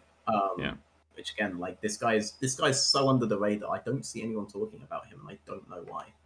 I like him a lot right now. Yeah, I think. I didn't before. Before I was one of his biggest critics. So. Right, but well, I mean, Astralis, they simply dominated BDS. They did very well there. Wow. Yeah. So I mean, what do you talk about in that game then? It was like, yeah, everybody was doing well. Okay, great. I mean, there's a lot to talk about with like Australia's game with G2, and it can stay on the G2 subject as well. Yeah, sure. Like they were winning quite nicely until it got to these fights where they end up being really split, and a large amount of it is on Xerxe in a way. Like the guy is kind of showing his age, so to speak. Like in this fight, I don't know, they just have him teleporting here with Meganar. So this signals to me like a real lack of cohesion with the team as a whole. You have Xionghoon and Xerxe going in heavily here, but Nar isn't stacked on Meganar. So any play you do here has to be a really, really short play. If you're not doing a short play, then you basically lose because Nar is functionally useless here. So here I wouldn't necessarily put on him, but the way that the team is playing, if Xerxe is supposed to be that voice, then the voice was failing here, or no one was listening to him. You know, one of the two. Then when it gets to the Drake fight, though, like he goes for a play on Jankos, which, yeah, it's this fight. So this fight is where they get heavy split around terrain. And you have to think about terrain here, because if you get them to commit on the Flakked Targamas side, then they can't do anything on the Broken Blade Jankos side, but that's where Xerxe is looking. So Xerxe is looking heavy away from them.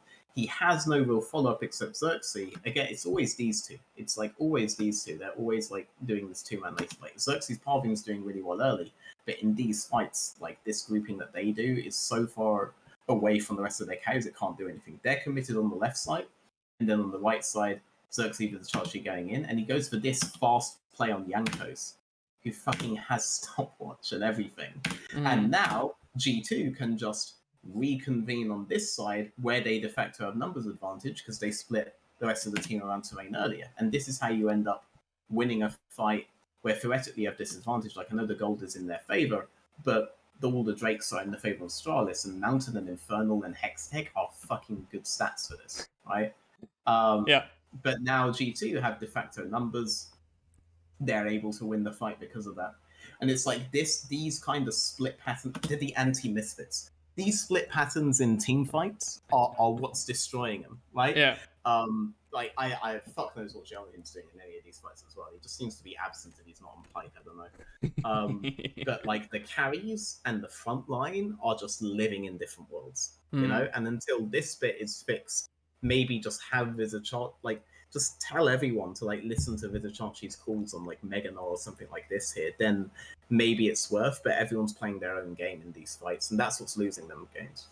Because overall, still, I think their wide map setups are good, right? They understand how to shift for numbers advantage, but when they have those numbers, sometimes they'll even give away that advantage because of stuff like this, you know, and that's what's really frustrating about them. Because teamfights are also the hardest thing to coach. A lot of this like is to do with setup beforehand, but if your 5-man core is just going to split up within the fight and not do anything together, because like this scenario is so unlikely to happen again. This isn't something where you can point and break down and be like, do this next time. Next time's going to be 2 years from now, you know? Exactly. Yeah, that was also something that I kind of talked about with Kaiser when they did that Astralis tier 2 dive that went so horribly wrong for them. How do you practice something like this? You know, you can't until you're in the moment itself. You just you can't, because you're on stage. It's a completely different environment. Even in practice, there's a different atmosphere. It's a different vibe. Your communication is going to be different. So all you can work on is just having everything in place so you communicate well, and then hope that in the moment you do it as well. So you have kind of a structure. But it's always going to be different. It's the same with. How are you ever going to teach a team to, like, not choke in a final, you know, when that's an issue for your team, or You can't teach them. You can only have systems in place that allow your team to perform the best as possible under as many circumstances as possible. Something to fall back on when something goes wrong.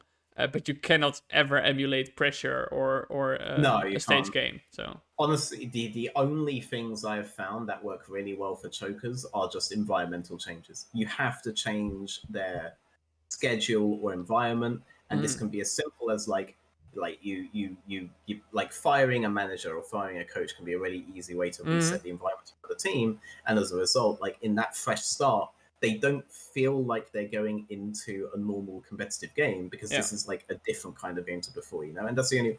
This can also be done with like we once had one of our best weekends. We just didn't do scrims that week. It was incidental that we didn't do scrims. It was because two of our players were sick. So we couldn't swim. And so then we ended up first timing champions and shit like this on stage, and weird because it was in the Swain rework and shit like this. Right. We ended up picking Swain into Sion and Anivia, which we learned during that game was like the worst thing you could possibly do.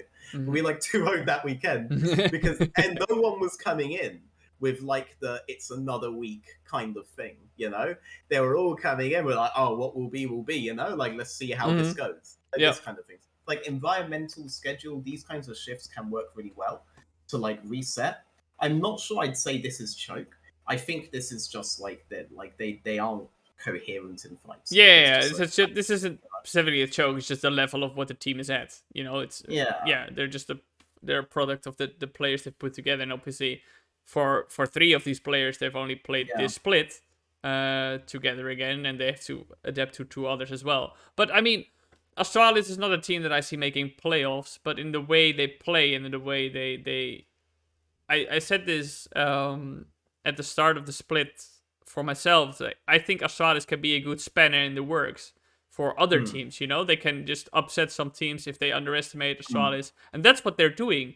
And I think that's already a pretty big accomplishment if you just pull, I guess, I'm not sure if you're gonna call NA in retirement, but at least Xerxe out of retirement from ERLs, you know, like Xerxe out of retirement from NA, and put them together with a rookie like Dejor and some unknown LCK challenger player who nobody's ever heard from before, you know, from that perspective. So yeah. I mean, from that perspective, they're doing super well. I mean, a lot like again, like I flame Xerxe a little bit for this team fight, but like he has so heavily improved, and I think that's a huge part. Again, like we talked about him a lot early on, but like Dejor's also amazingly improved. This guy should not be as good as he is right now, like by rights. Like if you think Rico wasn't going to be good this split, then it's bullshit if you tell me you thought Dejor was going to be good this split, because that guy was on a tier 3 team before he was on LEC. Like I'm like this. There's a lot of improvements that are happening. The advantages to the chance you've given them in terms of map are somewhat mitigated by the fact that like he hasn't even seemed to understand certain matchups right now, you know? It's all micro stuff. Kobe's doing well though. Kobe's doing fine, like Jeonghoon on Pike pops off on anything else, like he's functional at least, kind of. The Rakan games I wish I could forget, but other than that, like he's fine. Like I mean, I don't know. If this team began in spring, then in summer they'd either go 0-10 or they'd actually qualify. You know, like one of the. I could see them qualifying. Honestly, yeah. Because the reason they wouldn't would be if top lane started to really matter in the meta, because then I think just Xerxe not being so mechanically compatible could be an issue, and this would cause distrust in the team, and then that's really bad because he seems to be doing a lot for their map states, so that could be an issue, right? Yep. But yeah, I mean, I'm glad we can talk about Astralis without me thinking, why are we wasting time on this 1-10 team? Like, that's a nice upgrade. But ultimately, I feel like there are too many barriers for them to be thinking about worlds, which you could be thinking of from these kinds of points that they're on. Definitely, like, when it comes, like, can they? Yeah, I mean, I don't think they make playoffs. No. They could. I mean, they could in theory, but I doubt they're gonna make it. It'd be a welcome surprise, honestly. I'd love to spice it up in that regard. I mean, this is a good segue into Fnatic, isn't it? Yeah, I was gonna say, because we actually have we still kind of tangentially spoke about XL. They got they obliterated Fnatic. So we can talk about Fnatic, and then we'll have covered Excel as well, because we also talked about them with Misfits. Oh. NSK was actually doing very well, but we'll start with Fnatic then, because Fnatic, honestly, man, I'm not sure what there is to say about Fnatic against Rogue. They seem to have. We discussed it a bit, right? With Rogue had a pretty good early game. Yeah. I'm kind of confused about the amount of hate he's getting. Like, maybe week 4 was just that bad, but like, Yeah. Razork did so much for them in the Rogue game. Like, he won bot, he won top, he got both heralds, dropped one mid, dropped one top, right? He got all the Drakes early. Like, he played so well this game. Like, really fucking well. And then Malwang gets one Baron steal, and everyone's like, "Oh my god! Malwang's so good, you're such an idiot if you think otherwise." It's like, this guy played the whole fucking game! Yeah, he was. Yeah. I think... So, but for me, if I look at Fnatic, right? We've seen this team thrive, and we've seen this team completely collapse. And I've discussed before how sometimes they're on stage, they look just completely doomed and grim after their losses, which in some ways understandable, but it just seems that this loss against Rogue completely destroyed their mental heading into the game against Excel. I think their game against Rogue, they head into with good confidence and faith. Okay, this is the one where we're going to turn it around. And then they lost. And against Excel, they were nowhere. They were simply nowhere. Excel abused the mid lane, kind of. They dove Humanoid twice and just beat him up. And they... Wow. I have to praise Larson, by the way, actually, because bringing that, yes. So sure. They did a group effort on, I don't know, like, maybe Humanoid really did sleep with someone on someone's girlfriend on Excel. I fucking know. They were really fuck you in particular to this guy. Yeah. But in the Rogue Fnatic game, Larson was just fucking fisting this guy 1v1. Like, he was having the time of his life there. And he took Comet as well. So he was walking in like, you know what? You. Like, Larson was like, fuck you in particular. Like, but he destroyed this guy, and like, which made it almost more impressive that Razork was able to do things around the map that he was. Because admittedly, going mid there, you're never ganking the Azir. Corki is no setup. I don't know why people like Corki so much. Or why like it, I mean, it was picked into the Azir. They're like the Corki Azir matchup. So it's such a good matchup. Azir just wins lane. He just fists. Like, maybe I guess because it's safe-ish. Yeah, you can safely say you'll lose mid. Great. Yeah. Like, it's actually Larson as it is. He's not.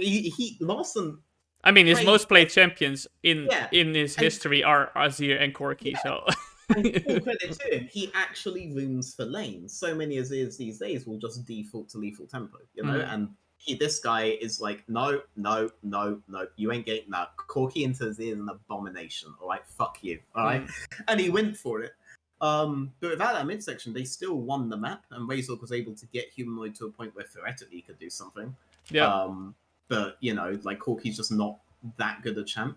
And at the same time, we're now talking about a composition where you have your piss useless, anal Corki. I'm allowed to say all of these terms, right?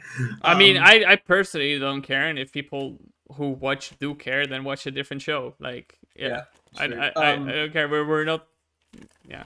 I mean, you have this piss useless, fisted Corki in late game, and then you have Aphelios for some reason, and you've picked Aphelios into Gangplank Azir Caitlyn, and then obviously at this point, Kazu's going to look and be like, well, this is just another game won in draft, no? Because Aphelios, I like Aphelios very specifically when you're into teams that must dive you, right? Because in that regard, I mean, they first picked Aphelios here, right? Yeah. Like, I don't like that. No, I mean, I don't like. I've voiced my disapproval, like my dislike for Aphelios in general. But first picking it in this meta, when especially people are blind picking Gnar, which was open, and they got it on the B2 because Rogue didn't pick it. But there are other champions that I would imagine have higher priority, but perhaps they just figured this is the champion Upset wants to play this game, so we have to look at it now, otherwise they might pick it. I'm not sure. I mean, this game, you just play Poppy to sit on top of Caitlyn and just make sure she doesn't die, and you're all Gucci. Right? You don't have to dive with her. None of the other champions have to. Doing a triple heavy ranged threat response into an opening Aphelios is like perfect. Aphelios is fucking useless this game, right? So you have no carries. What Wander's gonna carry for you on Gnar? Brilliant, great. Like just go full like lethal tempo Gnar at this point. I don't fucking know. Like what were you supposed to do here? You're supposed to like play Trundle Gnar into this amount of range and zone, and like it's not happening. Like you can't even win with this draft. It's the best way you could win with this draft is that you just heavy snowball early, and Razor, God bless him, did as well as he possibly can for that. But once any errors happen, like I mean, Rogue should win this game. You know, Yeah. I actually would be really. I feel really good, kind of. We'll get a bit more into that. I feel really good as Fnatic for doing so well in such an unwinnable game from draft, right? That's something that you could feel good about. But like the worst feeling in League is definitely losing when you're on a losing streak. Yeah. And the second worst feeling in League is losing a one game, right? And here they just get hit with both. So if anything's going to like break their mental, it would be something like this, where it's like we're already not doing well, right? And this game was free. I guess we just can't win. You know, that's like it can be very easy for a team to fall into that kind of a mindset. Yeah. Yeah, and it's tough because it seems that they've had weekends before where they went 0-2, but then in the next week they bounced back 2-0. But it feels like this pit that they drop in is ever getting deeper, you know? And it's at some point you get up, but you get punched down again. At some point you're like, yeah, but how much longer am I gonna be able to get up? These are not the lyrics of to Stop Thumping, the popular song. I see you grinning. But at some point it might be Fnatic that themselves are keeping them down, you know, with how they come into the game, because the game against Xerxe was just they were a shell of what they have ever been, you know. I mean, what did Humanoid do to these guys? It was disgusting. He got ganked. He died, and then they were showing the replay of him being ganked, and then the replay cut away, and he died again because they were already on him again. It was. I mean, they reset wave on that and then ganked him. Like it's much more akin to how Misfits are playing, right? Because like think about the VOD that we showed you really early on in this of Mercer ganking, right? And just place Marcoon with Mercer here, right? If you're showing my screen, yeah. And so place that there, boom, okay, and then we crash wave in, all right, and Humanoid TP's in. So now Humanoid's on the bouncing wave and they vanish topside. Replay, I remember seeing the replay. Yeah, here's the replay now. So Humanoid's now on the next wave coming in, which means that the wave's going to be more or less where Trundle is on this position, right? And then they pivot off and they just gank him again on that. But this was on the Misfits game. It was, you think about the initial Marcoon as being Mercer and the second gank was Shlatan, right? You can definitely repeat this play off cooldown. But here it's like the whole gang is you know, and where's Wukong topside? I don't understand that, because Gangplank's not setting up on Gragas here, right? And you do need to escort mid out because this is a standardized play, right? So I feel like it's quite cocky if Humanoid thinks he can survive from this position, especially with bot lane being SS, right? I think this is very cocky. Well, we don't know if it's Humanoid who thinks he can survive. I have heard from other players as well that Humanoid sometimes just saves Flash in circumstances, because like, yeah, surely I'm not gonna die here or does him. So it might be the case, but not really sure who's calling the shots there to not assist in there. Maybe Wunder is saying like, hey, can you come top for a bit, or maybe Razak thinks he needs to be top. I mean, I can still criticize Fnatic as a whole. Of course. No, I'm just saying, yeah. There could also be a world where Humanoid thinks, well, if you're mid, you're probably just 2v3 anyway, so I lose no matter what, so you may as well just make sure top's fine, right? Something like this could also be his thought process. Yeah, ultimately this is what ends up happening. Yeah, I don't know, like he's quite fucked by this point. He's doing decently on CS, but it's fake, right? You can see the minion advantage Nukeduck has here. But yeah, like moving from the game was a team effort, but at the same time, Fnatic didn't seem to have a team plan. No. This was absolutely just a solo queue game where they got stomped. Wait, who did Misfits do that to? Did Misfits do that to Excel? Well, you mean the grouping? Yeah, they did. Yeah.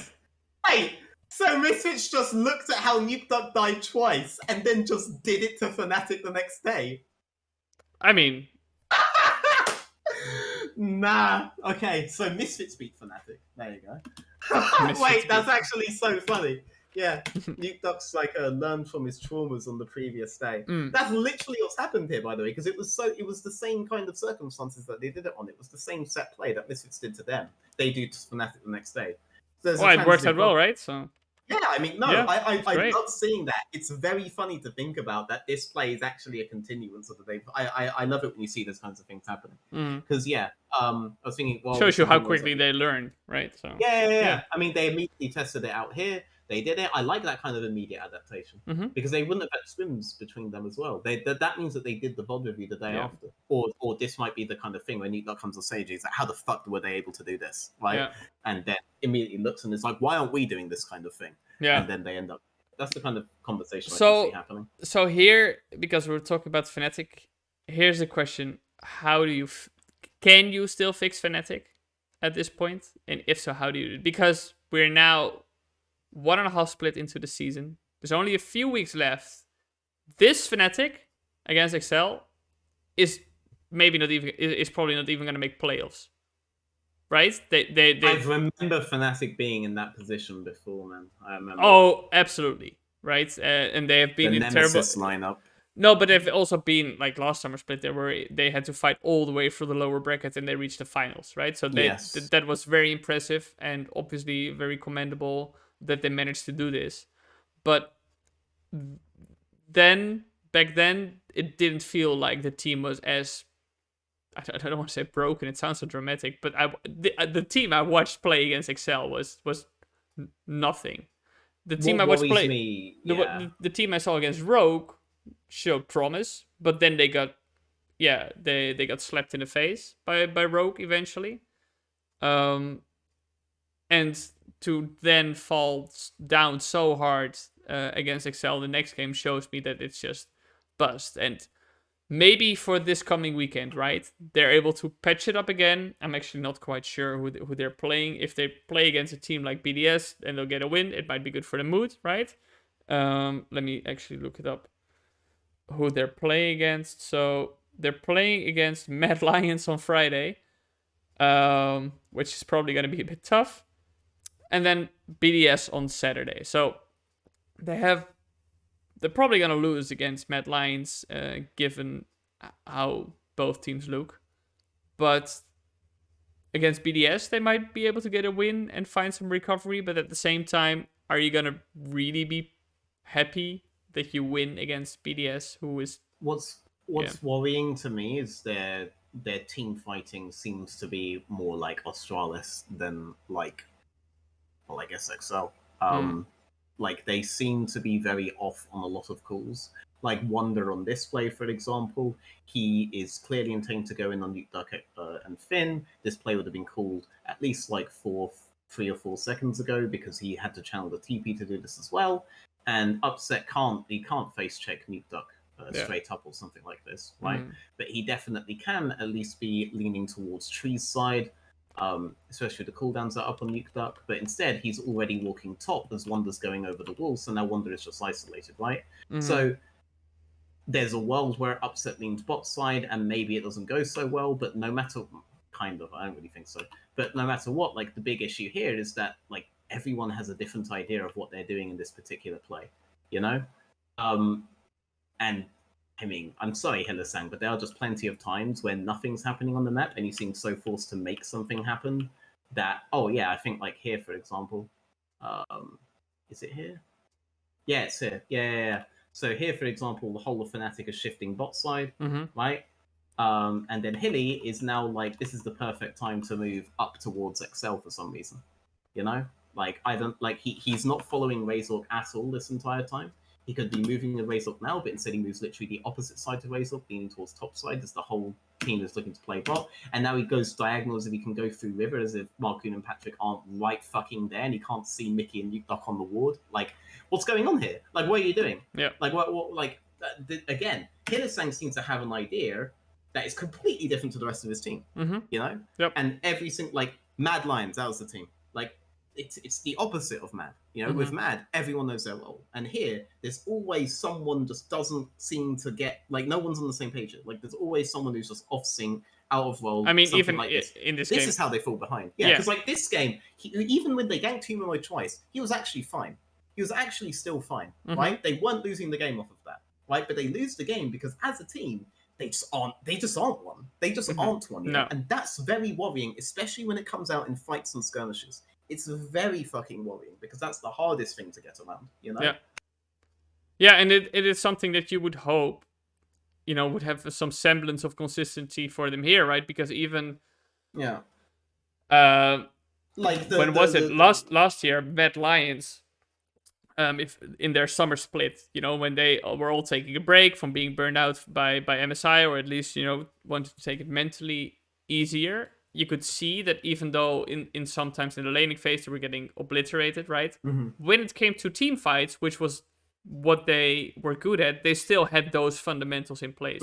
Because even though they weren't playing the game much, they still had that understanding of each other and as a team. And that is something that, even though Fnatic has had games where you're like, wow, they're playing well, you know, they're finding every advantage and they're synergizing well together. We highlighted in week 3, I believe Wunder and Rezak, who were playing together super well. That it can all just disappear just as easily with Fnatic, and that shows me that they don't have any systems in place within the team to operate around. They're just going for it every week and seeing, okay, like, guys, we got this. And then they go into the game, and if it works out, then they'll play off each other well. But if it falls apart a bit, then they have no clue what to fall back on or how to come together and find advantages to climb back into a game. I don't think Europe looks great, right? But I do think that there are the teams that have advantages right now have very clear game plans that everyone's on the same page. And to see a team like Fnatic not be one of those teams will always be very, very worrying. And like with that Hylissang catch, the only equivalent to that I can think of is like Comp's catch, like when Comp died against G2. That was very bad individually, right? But like, for example, BDS, sure, BDS get caught out in midsection as well, right? But in that example, they're all committed to that play. They all have the same idea. It's the wrong idea, but they all have the same idea of what to do. You know, like it's so at least there, I'm not thinking what's really bad about BDS is that they're not all on the same page. You know, they're just reading the wrong book, and you can change the book much easier than getting everyone on the same page. Yep. Yeah, it's worrying.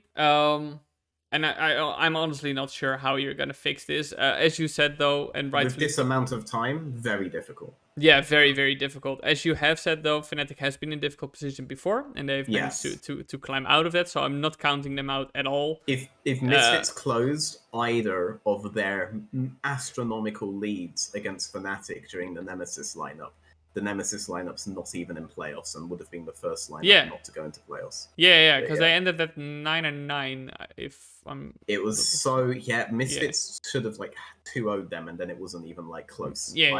So it was insane. But this current Fnatic lineup, you know, I'm not ruling them out because with this amount of talent on your lineup, how are you ever gonna rule them out, right? And even the famous Origin Summer Split where they ended like 2020, it was with the Alfari and you know, they ended there's a weird history of super teams that all have one particular person in common who don't seem to make it into playoffs. You know, I don't know. Well, I really hope I'm not looking at another one of those, you know, because we've seen now with Nuke Duck on another team, right? We saw with Alfari briefly, like, that they can still be really, really, really good, right? Alfari basically took over NA when he went over there and he wasn't even fucking trying, right? Nuke Duck right now is doing really, really well. Xerxe even is doing really well, and I never thought I'd be saying that, right? So, like, clearly players can be really fucking good, even if they're, you know, not on the team with a certain person. What about Destiny then, huh? Who is also on that Origin lineup? You think I watch NA? I don't know either, and I didn't. You can tell me if Destiny. This to do Destiny. I also don't watch the games he plays there, but he's a really nice guy, so I hope he's doing well.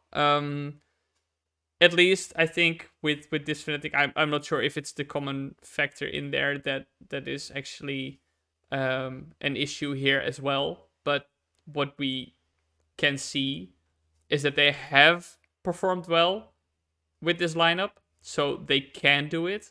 Mm-hmm. It's just I guess it's all on Yamato to bring them together, right? It was very, yeah, like when I think about that though, like it was still very streaky, because when I think about how that lineup was doing really well, it was basically, okay, if Razor gets to stomp early, they God, I'm going to use the phrase now, aren't I? They got to skill check the other team, right? They got to win because they were better We team got skill fighters checks! and blah, blah, blah, blah, blah, right? But there's only so long that can go on for, not just because teams will catch up with systems, but because if you're able to do that, probably a lot of your advantages are mostly emotional. You're very, very confident players in your own individual play versus, like, you know, some fucking, like, who Unforgiven, like the Forgiven name change, or are you like a fanboy, you know, blah blah blah, like, you know, like it becomes that kind of a thing. Like, that doesn't exist in summer. Most people are experienced, and the ones who aren't experienced at this stage in summer probably aren't on teams you're worrying about in spring anyway. Yeah. So yeah, like a lot of those kinds of advantages go. That's when you get those streaky teams. I really hope it's not something like that,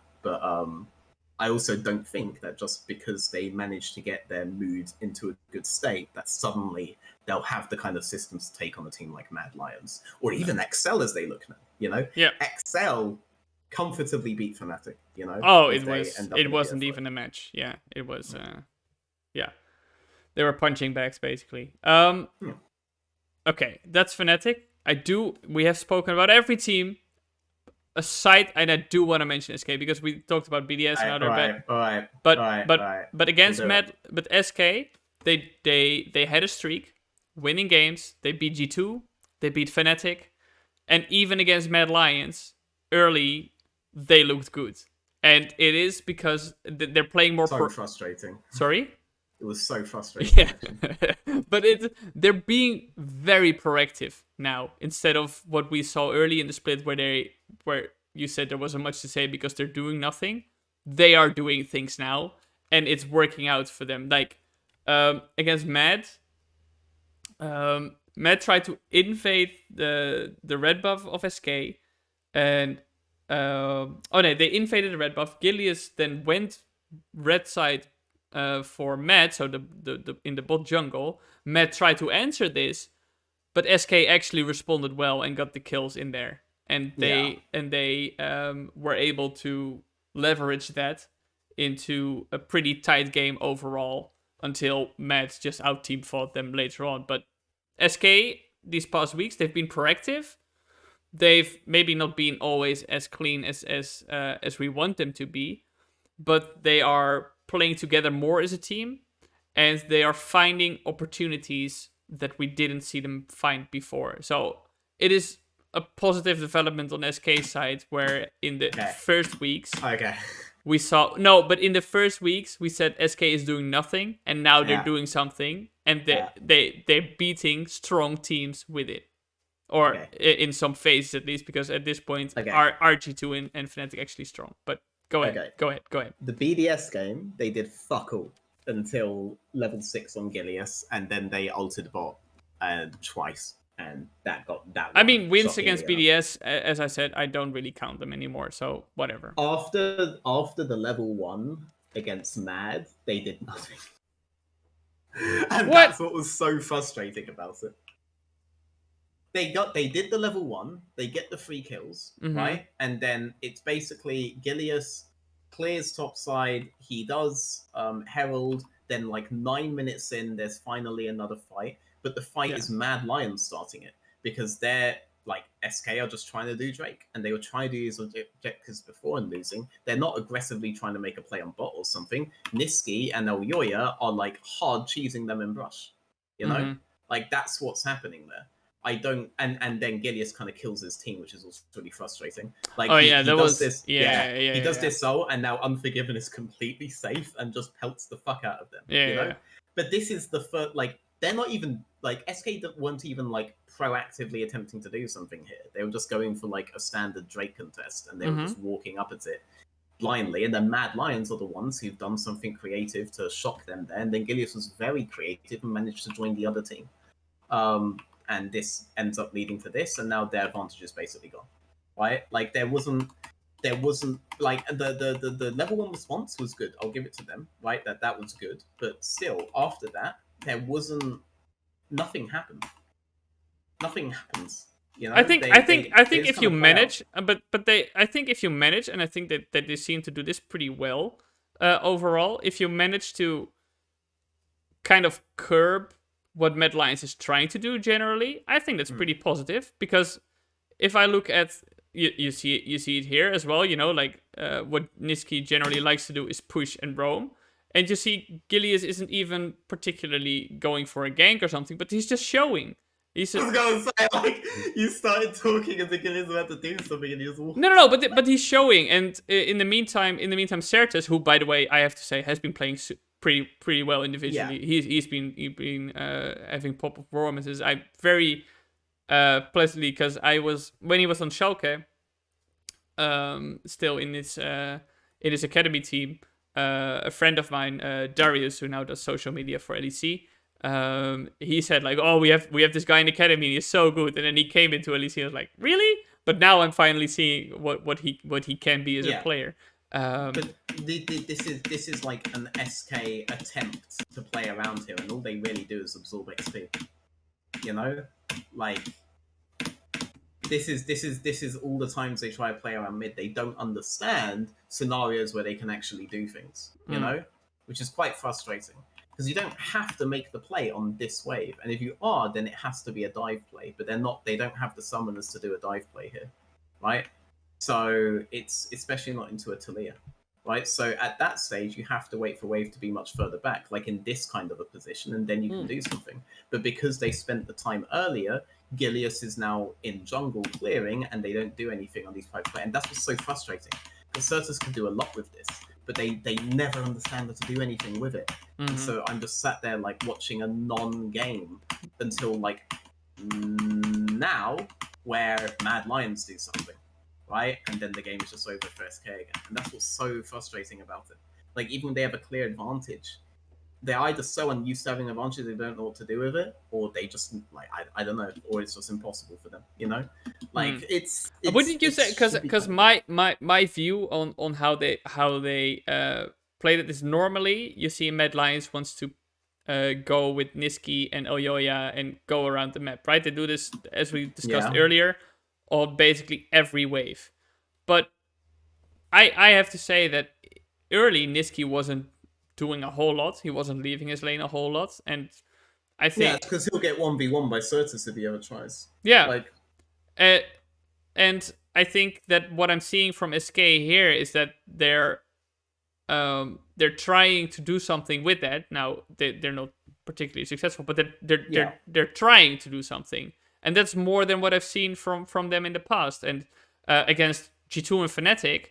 I remember distinctly because I think that was when Gilius played Poppy twice. Sure. When he just walked into the jungle there and he got a blue buff from he stole it right under Jankos' nose. When all the lanes were pushed in because they realized we have this advantage. And it's not that I'm saying they're a top team, but what I'm saying is they are showing signs of life that we haven't seen before. And I think I still don't think this team is gonna make playoffs. I made a joke on Twitter that when EU gets a 4 seed, who we think we're sending, it was a picture of Fnatic, and who we're actually sending is a picture of SK as 4 seed. I don't think that's gonna happen. But whereas in the first weeks I saw a team which I thought would show no development is now trying to do something and trying to find things and is actually in some ways. I mean, I'll give you that. Successful. I guess for me, it's like way too little, too late. To where for me, it basically still amounts to like you have this lead and you've done nothing, like at all with it, not even the basics, you know. But I'll give you that. At least they're showing mid. I mean, they're progressing instead of regressing, which is what some other teams are doing. So it's something. Sure. Okay. I mean, Yeah, well, we've gone for quite a long time now already, but we still have to do the thing we always do. Its name, a best God, in the yeah. West player. Or actually, I think the talent that was a guest on this on the LEC broadcast was also quite nice. I think the Nymera initialize duo, obviously the brothers and they've cast together for a long time, but I was surprised by how well they did in their first LEC broadcast as well. So props to them. Jamada, I like Jamada a lot. I'm a huge fan of Machine, and it was incredibly awkward to see him in front of the LEC audience, basically getting no response for them, but he handled it super well. So props to him for that. But in terms of player, I was actually, we were talking about this a bit before the show. I think Patrick was playing so well. I don't, but we can't always give it to him. Maybe on the other hand, I was debating heavily between actually just Niski and Oyoya because both of them were playing so incredibly well, and they did it together. So it's difficult for me to say which one to them, but yeah, I'm a big fan of that duo. They're playing. It's not difficult for me. I'm saying Aoyoya. I think Aoyoya is best in the West for me right now. Yeah, I mean, I was also leading to Oyoya, but I'm so happy to see Niski do so well because he is kind of the ignition to the Oyoya engine, So this would be I say Oyoya is the best player on their team, but Niski's MVP. Yeah, that's what I do. Yeah. So, well, take that however you want. But that's the collective best in the West. There you go. It's a duo. It's the Oyoya Niski duo. The best team is Mad Lions. The best team is Mad Lions. Who sacrifice at the altar of Niski. Yeah, exactly. I mean, they are. I think they're tied now with Rogue, but if I look at how they play, they have the best understanding. It's definitely Mad Lions in that regard. But yeah, we've gone for a long time, so we're gonna round this one up. I also haven't eaten yet, and I'm starving. So apology if the mic picked that up. I'm not gonna edit it out. Yeah, you just have to live with this. Also, again, apologies for the video was stuttery, but I hope you still got the message across when we showed some clips. But you're gonna just have to put up with it for now. Be glad that we at least try to still show you the videos. That's a trademark of this show, right? That we show videos. Yeah. That's our gimmick. You can actually talk about the game. We can and we can show it. So thank you very much for watching. We'll be back next week and talking about week 6, obviously. If you like this content, you can like and subscribe or hit the notification button if you want to. L9, just a random shout out in case Selfmade makes it back into the LEC or something. I saw that. Yeah, Vitality. How's that jungle change doing? Don't say too loud. No refunds. They might actually sub in Bo at some point. But we'll. He needs work visa, no? It's not happening for a while. I'm not sure what's gonna happen there. We'll just have to wait and see because he is smurfing on solo queue and that's fun to watch. So it's like an 80% win rate on the high elo. So it's he's doing something very well. If trading Magic Felix for Deja has proven anything, it's that solo queue just does not fucking matter. Right, that's true. Yeah. Although I still think Magic Felix was wrongfully executed. He was still good on that team. Yeah, he was still good on that team. So anyway, thank you all for watching again, and stay tuned for more content. See you next week.